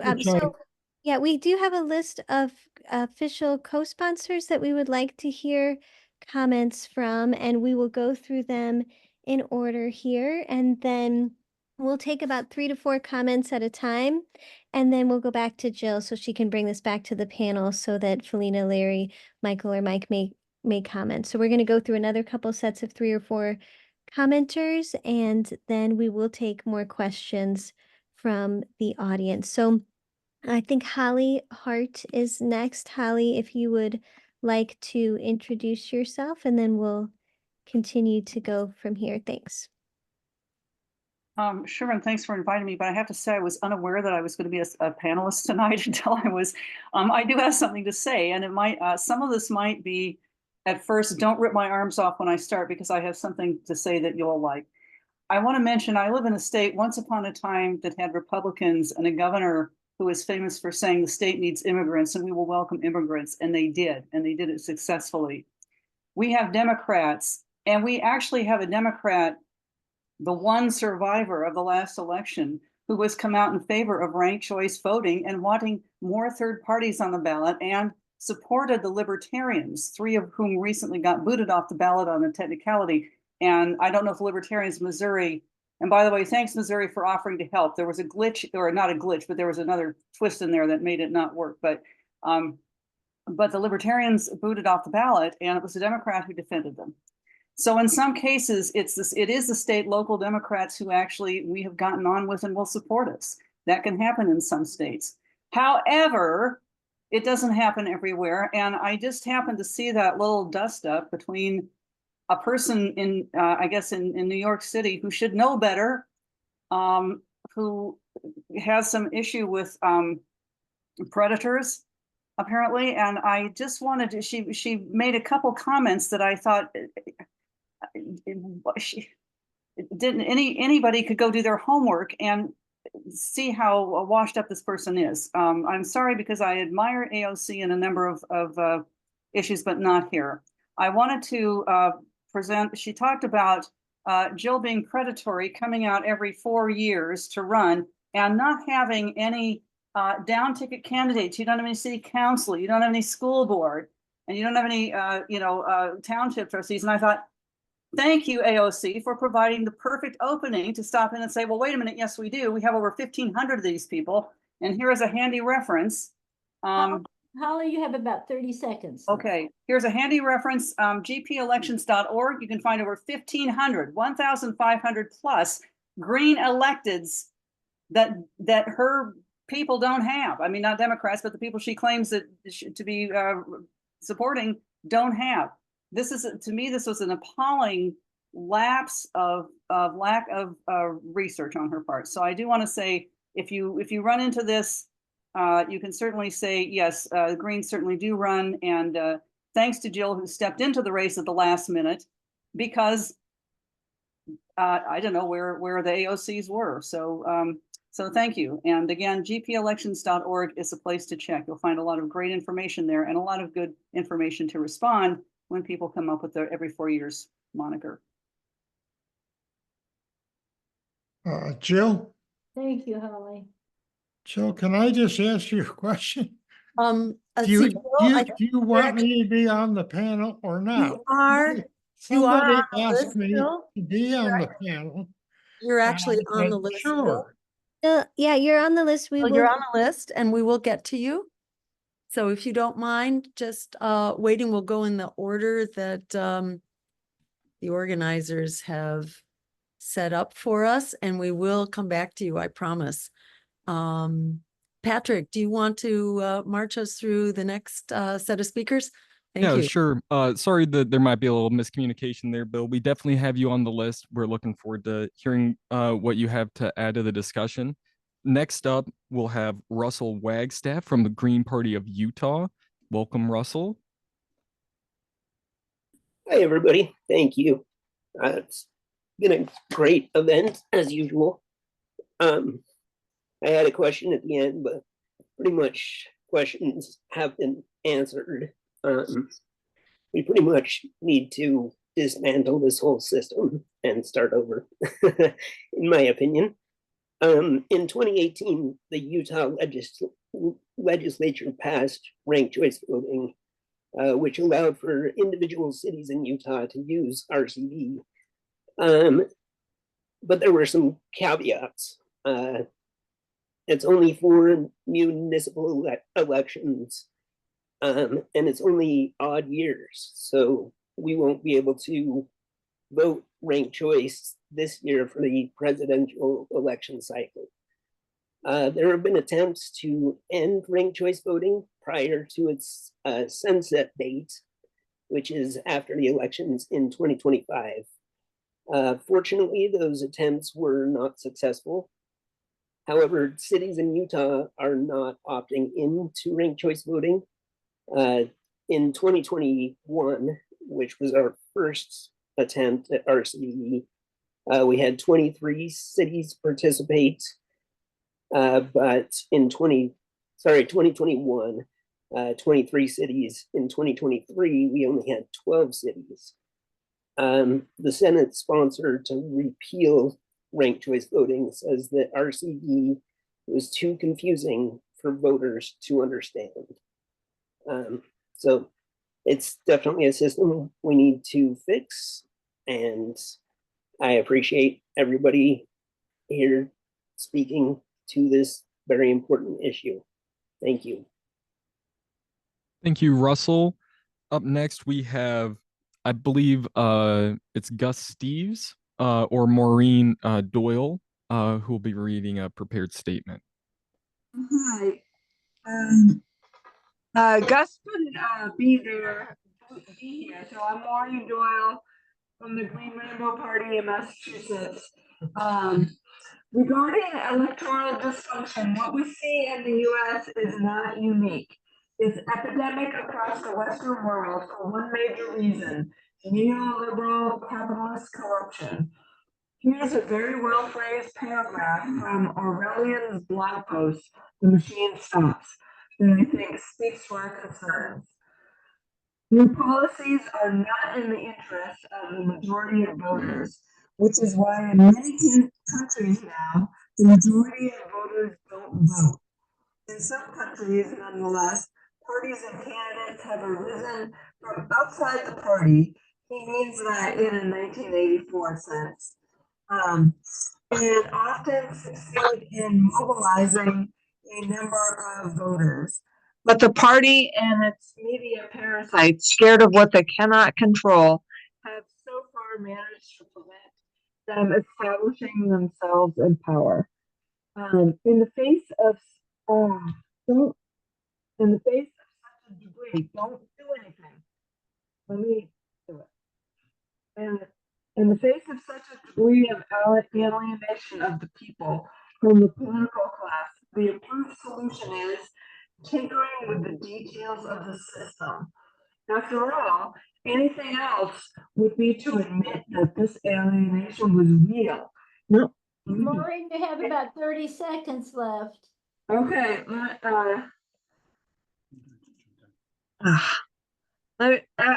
I'm almost at the end.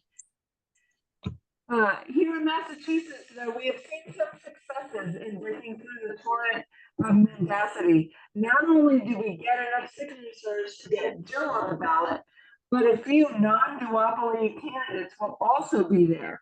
Among those I'm aware of are socialist Claudia De La Cruz, independent Shiva Arudi, and libertarian Chase Oliver for president, and independent Nadia Milleron for Congress in my district, and there's probably others.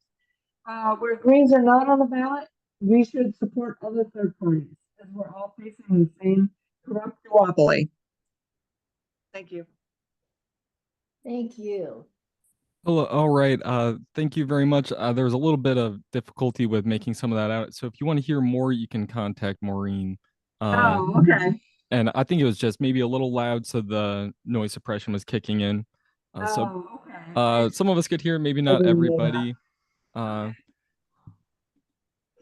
Anyway, we'll go on to our next commenter, and that will be Elizabeth Fata. I'm sorry if I'm mispronouncing. And thank you for joining us. And Elizabeth is from the Green Social Thought, which you can find on the internet, and they or get on their email list.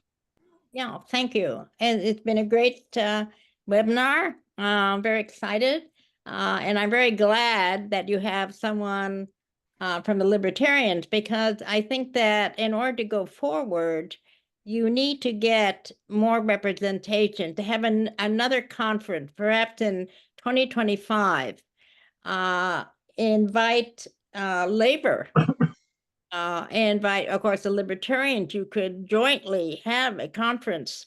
Also, Marianne Williamson actually ran, against Biden, and she's a very interesting person. She might be someone interested in some kind of conference like this. Also, you have the DSA. I don't know what their position would be, and also the Family Working Party. I think that this is a real good start. And in order to really make an, I think, a definite impression is that we need to open it up. And not only for us, but to get other people. And actually, it's said that most, well, I don't say most people, at least almost 50% of people are registered as independents. And I've heard people, even on the mainstream media, talk about we need to do something about the two-party system. So I think this is perfect that you would go from here to organize and get perhaps in 2025, have a conference and work toward a change, because obviously the system is not working. Everybody knows that. And one other point I want to make, some people feel that we should go to a parliamentary system. So maybe that's something else that you could discuss at that conference. Anyway, thank you very much. Thank you, Elizabeth. We're going to hear from Don Fitz from the St. Louis Green Party, and then we'll go back to presidential candidate Jill Stein to hear from our speakers. What's that? You're next. Hi, this is Don Fitz with the Green Party of St. Louis. A lot of folks have heard of the name Cori Bush, who is one of two members of the House of Representatives who voted against Biden Harris's billions of dollars to slaughter Palestinians. And Apex spent $12.5 million to defeat her, sending that money to Wesley Bell. Well, I'm going to be the Green Party candidate challenging Wesley Bell in that congressional district. I was having dinner with a friend of mine who's in the Sierra Club, who is on their elections committee, and they endorsed Cori Bush. And so I asked him if I would be able to get an interview with the Sierra Club to see if they would endorse me. And his answer was no, because national policy of the Sierra Club prohibits that. And I said, why? And he said, because you have to have a viable campaign before the Sierra Club will even interview you. And I said, is viable a code word for having a whole lot of money? And he said, yes, that's basically what happens. And so I said, well, does the Sierra Club is it in favor of taking money out of politics? And he said, of course, everybody's in favor of taking money out of politics. And so I said, well, does that mean out of one side of its mouth, the Sierra Club says it would take money out of politics, and on the other side of its mouth, it says that basically it will only support those candidates who take large amounts of money, who have large amounts of money from the corporations. And he said, yeah, well, that's basically what the position of the Sierra Club is nationally. And so I just want to say that it's very important to keep in mind that you cannot take money out of politics by being beholden to politicians who are having millions of dollars of money going into their campaign. And I want to thank Philena Farley for talking about what was happening with the NAACP. Now, I should just mention that I've been in the Sierra Club for over 20 years, and they won't even interview me. I've worked on multiple Sierra Club with multiple Sierra Club people on multiple environmental issues. They will not interview me. So what's going on with the NAACP? There's a parallel process going on with environmentalists in the Sierra Club. Thanks, folks. Thank you, Don. And so we'll go back to Jill and hear from our speakers to reply to some of those comments before we get to our last three commenters. So we haven't forgotten about you, and thank you to everyone who stuck around for this discussion. Yeah, thank you. Thank you for that, Don. That's really infuriating. So I'm just opening the floor to any of our speakers to comment on anything. Jill, can I ask you a question? Who asked me to join the panel roughly 10 to 15 minutes. William, into the we have you scheduled to make a comment. You're in the last group of commenters, but right now we would like to hear from the panelists, from Mike, Michael, Larry, or Philena, if you have any comments on what was said so far. And then we will go back to the last group of people that are representing co-sponsoring organizations, which includes you, Bill. Yeah, so I would like to jump in and just again tip my hat off to the Greens in St. Louis, the longstanding Gateway Green Alliance, who have been one of our pillars of Green Party organizing in this country since forever. Number two, Don's comments there, I would love to see that little excerpt turn into a YouTube video so we can put that out on party social media, and in particular for all the folks who have been wrangling their hands about Cori Bush being taken out on Twitter, for example. This can be a response link to those threads and get seen. The final thing, I'm the elections database manager for the GPUS, gpelections.org, and to add a couple numbers, in our history, about 6,850 candidates have run. We've won over 1,500 seats. And when people say we only run for top of the ticket, 62% of our races have been for municipal, county, and local education and special districts. So effectively over 3/5 is running locally. And our winning percentage, as you can see, 1,500 out of the 62% is pretty good. So those are just numbers to keep when people are telling you we're only doing something at the top. Most of our races are local, and we've won over 1,500. Over. Great. Really good to hear. Thank you so much, Michael. It's great that you have that elections database so we can actually get the facts out there. That's terrific. Any other of the speakers want to comment at this point? That's Philena, Michael, or Larry.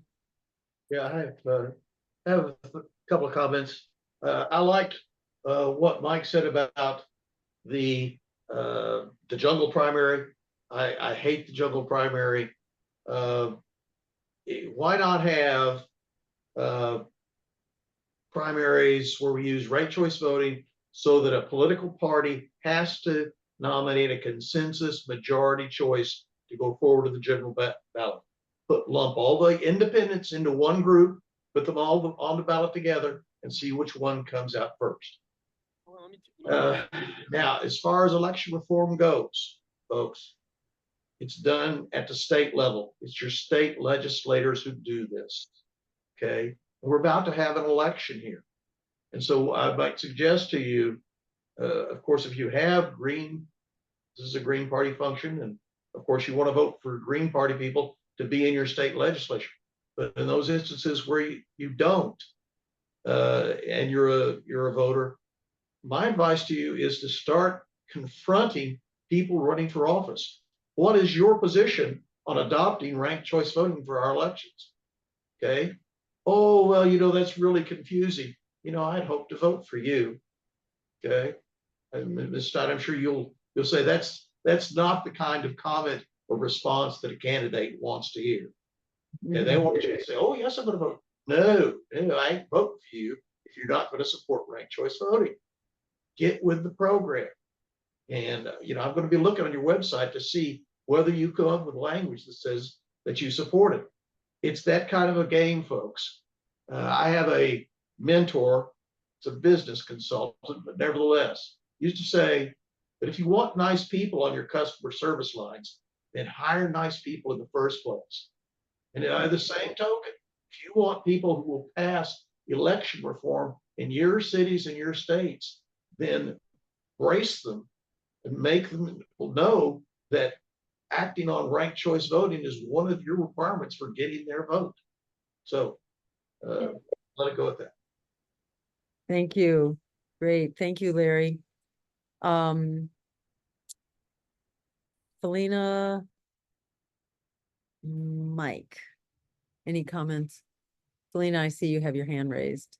Go ahead. Yeah, well, I want to give some good news though.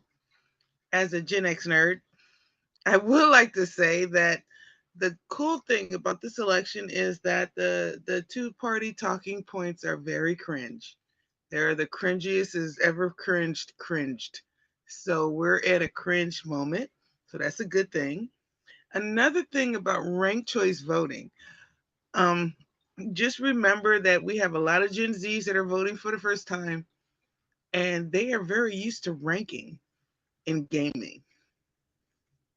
So remember that the gaming industry itself is very ranked choice voting when it comes to skill levels, anything. You know, they're cool with the ranking because it's actually part of their lifestyle now. So that's the cool thing for Gen Z and some millennials too, because you guys also know what I'm talking about. So we are reaching that shift because the system itself of ranking is getting more into the consciousness. So that's a good thing. So we can keep building on that because they're more receptible to it because they game that way with their guilds. So it's a positive note. Thank you. Jill, yeah, I'd like to just jump in with a little bit more electoral talking points for us. When people hit us first and say that, well, you're only running top down, and then we say, well, we've got 1,500 people that have one elected office and 150 in office right now, then they'll quote numbers about, well, there's X tens of thousands of elected offices, and they move the goalposts and say there's all these elected offices, and look how few they are. And what people need to be able to say back to that is, it is a big step, even in your local community in a nonpartisan race, to decide to not be a member of a major party and then run for political office, because you will be giving up institutional support even in a city council race that's nonpartisan. The local Democrats who might have been your friends if you were a Democrat say, well, I can't really support you, I can't give you any money, the local club can't endorse you. So you're giving up a lot. And in California, when Matt Gonzalez, our Green candidate for mayor, almost beat Gavin Newsom in 2003, it was 53 to 47, and we actually won on election day and lost in the absentees. What happened after that is, before that point, Democrats in California used to leave us alone when we ran for city council, but then they would squeeze people if they wanted to move up and try and run for county board of supervisor and say, you're not going to get any support from anybody, freeze you out unless you'll change to be a Democrat, and we'd lose people going that way. After Matt Gonzalez, they were so scared that they now squeeze us for city council and try and keep us from even running on that level. So it's a lot of courage to make that move, to decide I'm going to be part of an independent political party in the United States. So that's why the number of people who are doing this is actually a measure of our strength. Michael, you have about 10 seconds left. Thank you, Michael. All right, we're running low on time, so we're going to try to get to our last couple commenters here. So next, we're going to hear from Chris Mann from the Missouri Green Party. Welcome, Chris.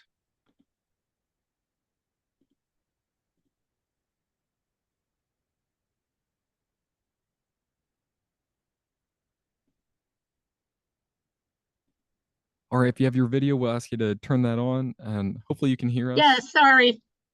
I wasn't asleep. It was too exciting of a conversation. So I just wanted to say how Missouri got to the point where we got Jill on the ballot, because it didn't happen the year before. And so we failed. We turned in just above the amount of signatures. But this time, I think we had Nathan from Kansas City sort of spearheading it, and his rules were to start early, as soon as we could. Missouri has sort of fair weather, so in the fall and the spring, you know, we have some fairly nice days. Work steadily. Don't wait for some big event to come along and think we'll get thousands of signatures. The work is tiring, but it's a test and a testimony to our program to interact with people on the street. It's like a verification of what we're doing is correct, and it even helps us hone things Chris, you have about 30 like seconds that. left. And then the questions I have for panelists, how do we begin to build leadership among the working class as we go about our electoral politics? For example, once a person is elected, they have to keep being elected, and they stop doing work on any issues, and they just worry about getting votes. Chris, And the I'm sorry, salaries of but you're out of congressional time. people are far above the average working person. And a group I was in advocated that the wages of a congressperson should be like the average worker. Yeah, Chris, And you're out of then, time. Thanks, Chris. We got to stop there. oh, I'm sorry. Oh, I was going to make a plug for Don's book on Cuba, but Uh-oh, so you'll have we'll to, let that go. message Chris to hear more about that. We still have one more speaker. Last but definitely not least, Puyan Ordubadi. I'm sorry if I said your name wrong. Welcome. Thank you for being here from the North Carolina Green Party. Hi, how's everyone doing today? Good. Good. So I'm a member of the North Carolina Green Party. I'm also the Abandon Harris co-chair here in North Carolina. And I guess more relevant to this conversation, I was Oliver Hall's co-counsel in the ballot access case in North Carolina. So I can just kind of give you guys a really brief rundown of what happened, and then also the exact same thing happened, obviously, to the Cornel West campaign and to a lesser extent RFK's campaign. They actually used pretty much the exact same complaint against us as they used against Cornel West 2 years later. But basically, the way it all started, and I'm sure it's somewhat similar in these other states as well, is that they had some Democratic operatives allege fraud, and then it went to the State Board of Elections. And here in North Carolina, if you have a Democratic governor, you're going to have 3 Democratic members on the State Board of Elections and 2 Republicans. And so the 3 Democrats, both with us and with the Cornel West campaign, voted against ballot access for the Green Party. We had to go through significant legislation. Luckily, we were able to prevail, but it took about a month and a half where the Green Party could have been campaigning and raising money. And since we weren't officially on the ballot, it really restricted us in terms of what we were able to do. Chris, you have 30 seconds left. Sure. And essentially, what the Democrats also did was they contacted people who signed, and they were harassing them. They went to their homes to ask them to recant their signatures. They impersonated other Green Party members, calling them to recant their signatures. They actually called the North Carolina Green Party co-chair and asked him to recant his signature. And luckily, he was able to record it, and we were able to introduce that as evidence as well. But at the end of the day, the only evidence that they had was one single person who was very confused, apparently, about what he was signing, even though the ballot and the petition was very clear as to what they were signing. But all of that to say is that moving forward, we really need to have some legal teams in each state, and we have to move very, very, very quickly, because Elias can send 8 or 9 attorneys, and they can just drain our funds and drain our time. That's all I wanted to say. Thank you.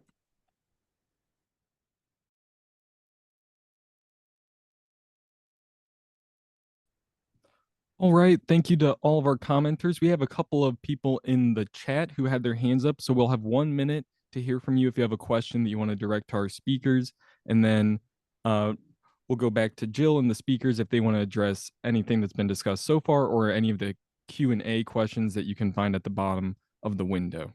So first we'll go to Asa Gordon. Welcome, Asa. Thank you for joining us today. Yes, I'm a chair of the DC State of the Green Party Electoral College Task Force. I'm also a consulting curator and research historian for the African American Civil War Memorial. I want you to understand that I have been the most prolific promoter of proportional apportionment and enforcement of a Reconstruction article in the Green Party. I'm quite frankly a little amazed that I was not a part or thought of as being a part of this panel during this discussion. I am recipient of the National Civil Rights Conference for my work on the 14th Amendment and Section 2 of the 14th Amendment. That's the reduction of representation clause. I Google Asa Gordon Electoral College, and you'll find more links to me with respect to the electoral dysfunction than anyone on this panel. Go to C-SPAN, Google Asa Gordon Electoral College. C-SPAN has has covered two presentations I made on the 14th Amendment in the second section, and also during the sesquicentennial commemoration of the Civil War, Richmond highlighted my presentation on the voting rights due to the Black Civil War veterans following the Civil War and their role in the passage of the 14th and 15th Amendment. Also at the 2016 Green Party Convention, I stood before this party, you can Google that also, and I told this party that in your electoral platform, you have the most racist article under 1F for the electoral reform of any of the parties. Now, I'm going to be honest with you. Your platform depends on Pleasant versus, McPherson versus Bracken, which was decided in 1892 to redeem right redemption from Blacks who reformed the civil Reconstruction. The National Part. Asa, you have about 30 seconds. All right, I'll close up. The National Popular Vote Initiative is in violation of Section 2, and if you implement it, you would lose all your representation in Congress. Jill Stein, I've given you all this information. You have never contacted me, to be frank, about any of these information that I've given you on this. There's no one on this panel that is nationally recognized on what is done on this issue. Also, I want you to understand that the Green Party did have an impact on the Black caucus of the Democratic Party, who tried to implement a platform that would have democratized the Electoral College. It was Jesse Jackson's son who implemented it. The Green Party, through me in DC, caused them to amend that because they had in that platform, they would have constitutionalized winner take all in the Constitution. They realized their mistake and stripped that. They stripped that out, and that is because of the advocacy I was made for proportional apportionment of the presidential elections based on the popular split. I'm through. If you want to contact Google Asa Gordon Electoral College and educate yourself to it. Thank you. Thank you, Asa. I'm definitely going to be Googling Asa Gordon Electoral College and going back to our notes from this about the specific cases you referenced. Just a really amazing opportunity we have here to learn from each other and connect across all sorts of different places and backgrounds. We're going to hear one more person from our audience, Matthew Martinez, and then we're going to go back to our panelists to hear about the comments so far. Hello, I hope you all can hear me. Hi, I'm Matthew Martinez. This is going to be the first time I have ever voted in an election, and I'm a registered Green, and I'm part of the North Carolina Green Party. And so we're part of the Triad Green Party, and I'm honestly just really excited to show my support as someone who's Gen Z for the first time, voting. And the one thing that differentiated Green Party versus Democrats is their refusal to accept corporate, massive donations. Because in my opinion, that makes the person's vote more individualized and makes it more welcome and more equal compared to everyone else. And there's not a, incentive to, give what the corporations want. Otherwise, you're going to lose, our donations. but I just also wanted to, comment about, I've already commented about my upsetness, what AOC said was, predatory about Joe Stein, being, the party's nominee for president.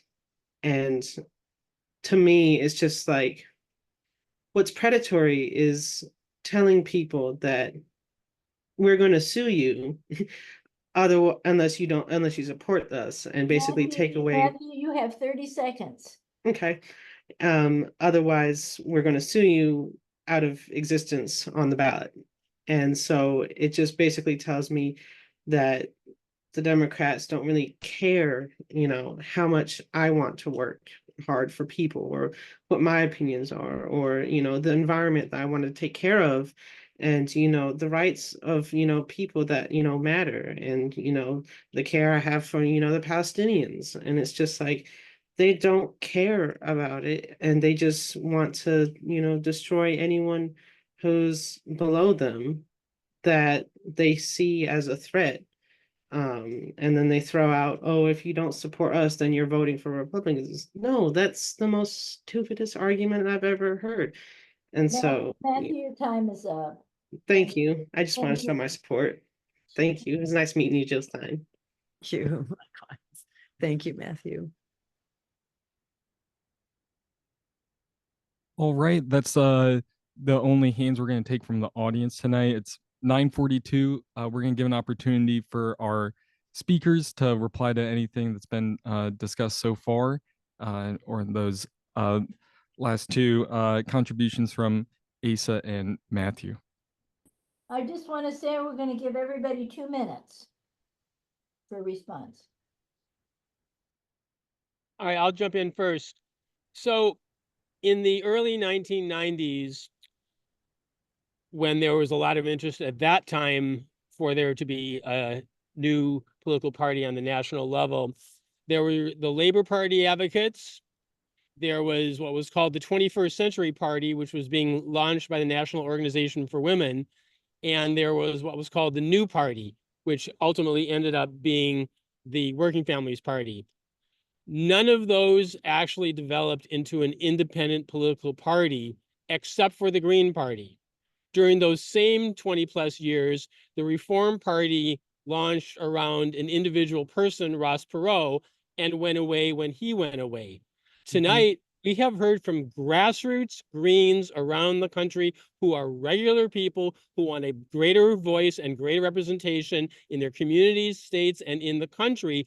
And our staying power by having a bottom-up grassroots strategy is why we still exist today and those others don't. So never despair when you get attacked by people who want to judge us by the criteria of major parties. We have a viable strategy. Our existence is resistance and is success. Thank you. I want to just echo that. And thank you, Michael, for your compelling words. And I want to agree, AOC's commentary and what we often hear is that, oh, Greens are so weak because we haven't overcome the power of corporate America and billionaires and the war profiteers. Us grassroots Greens have not overcome that, and how predatory we are for inserting ourselves into electoral competition without having prevailed. Well, actually, as Michael points out, every other non-corporate grassroots political party has basically been wiped off the face of the national map. And parties that at one time had national stature, like the Labor Party, was launched with far more infrastructure and money than us. At the same time, they were never able to overcome the kind of fear campaigning and smear campaigning to actually run candidates, and eventually they went away. The Peace and Freedom Party, had a similar agenda, launched, I think, in the 70s or the 80s. At one time, they had national scope. They have been beaten back to just 2 states. The socialist parties, which had, enormous influence in the early 1900s, and which had elected officials in Congress and governors and, at all levels of government. They have been wiped out to basically a city councilor here and there. So this is what the playing field is like. It is so steeply tipped against grassroots, people-powered politics. The Greens are hugely successful in those terms, in that we live to fight another day. We were not wiped out and disappeared. Rocky Anderson, you may remember, in 2012, the former mayor of Salt Lake City, Jenny, about 30 seconds left. okay, so he had launched the Justice Party, like Cornel West thinks that he's launching a new Justice Party now. They will be over and done with, because faster than you can say Jack Robinson, because that's the nature of the fight. It is a huge tribute to Greens that we live to fight another day. And in fact, we are growing. And in fact, we are recognized right now, as really the only anti-genocide, anti-war, pro-worker, climate emergency choice that will be on the ballot across the country. And we have every reason to be proud and to keep fighting, because, we are, by any true standard, we are winning the day. And we're all we've got. We are what we've been waiting for. So let's keep it up. Thank you. Thank you.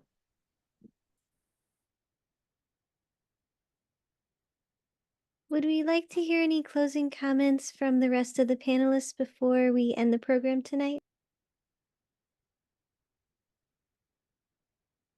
I could just say real quick that I am an elected Green. I've been elected since 1989.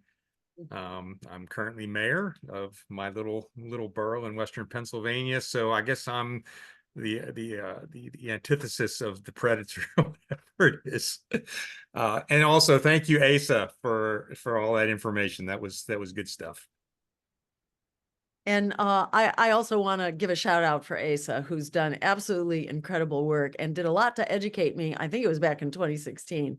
And I did get a packet from you, Asa, and I will go back and dig it out and take a look at it. I'm sorry it's gotten lost in the shuffle, but you've been doing absolutely amazing work, and and keep it up. And then I just want to remind us that Bill Kreml has been waiting for his moment to have a comment. So Bill, are you there? He did end up leaving after a bit, so we'll get him on the next one. All right, sounds good. Thank you. And I'll just, say a big thank you. This has been a really terrific webinar. Thank you so much to the Missouri Greens, and thank you, Lauren and Patrick, and Barbara. Thank you so much for all your great work and this very enlightening and exciting webinar tonight. So anybody else want to shout out here in closing us out? Oh, and thank you, Don, of course. Thank you, Don Fitz, so much. See everybody on October 2nd, where we're going to be talking about chemical poisons. Let's not tunnel vision on climate change, which is a critical issue, could destroy life on the planet. But we could also be, capitalism could be destroying the basic biological structure of life on the planet. If climate change doesn't get us, chemical poisons will.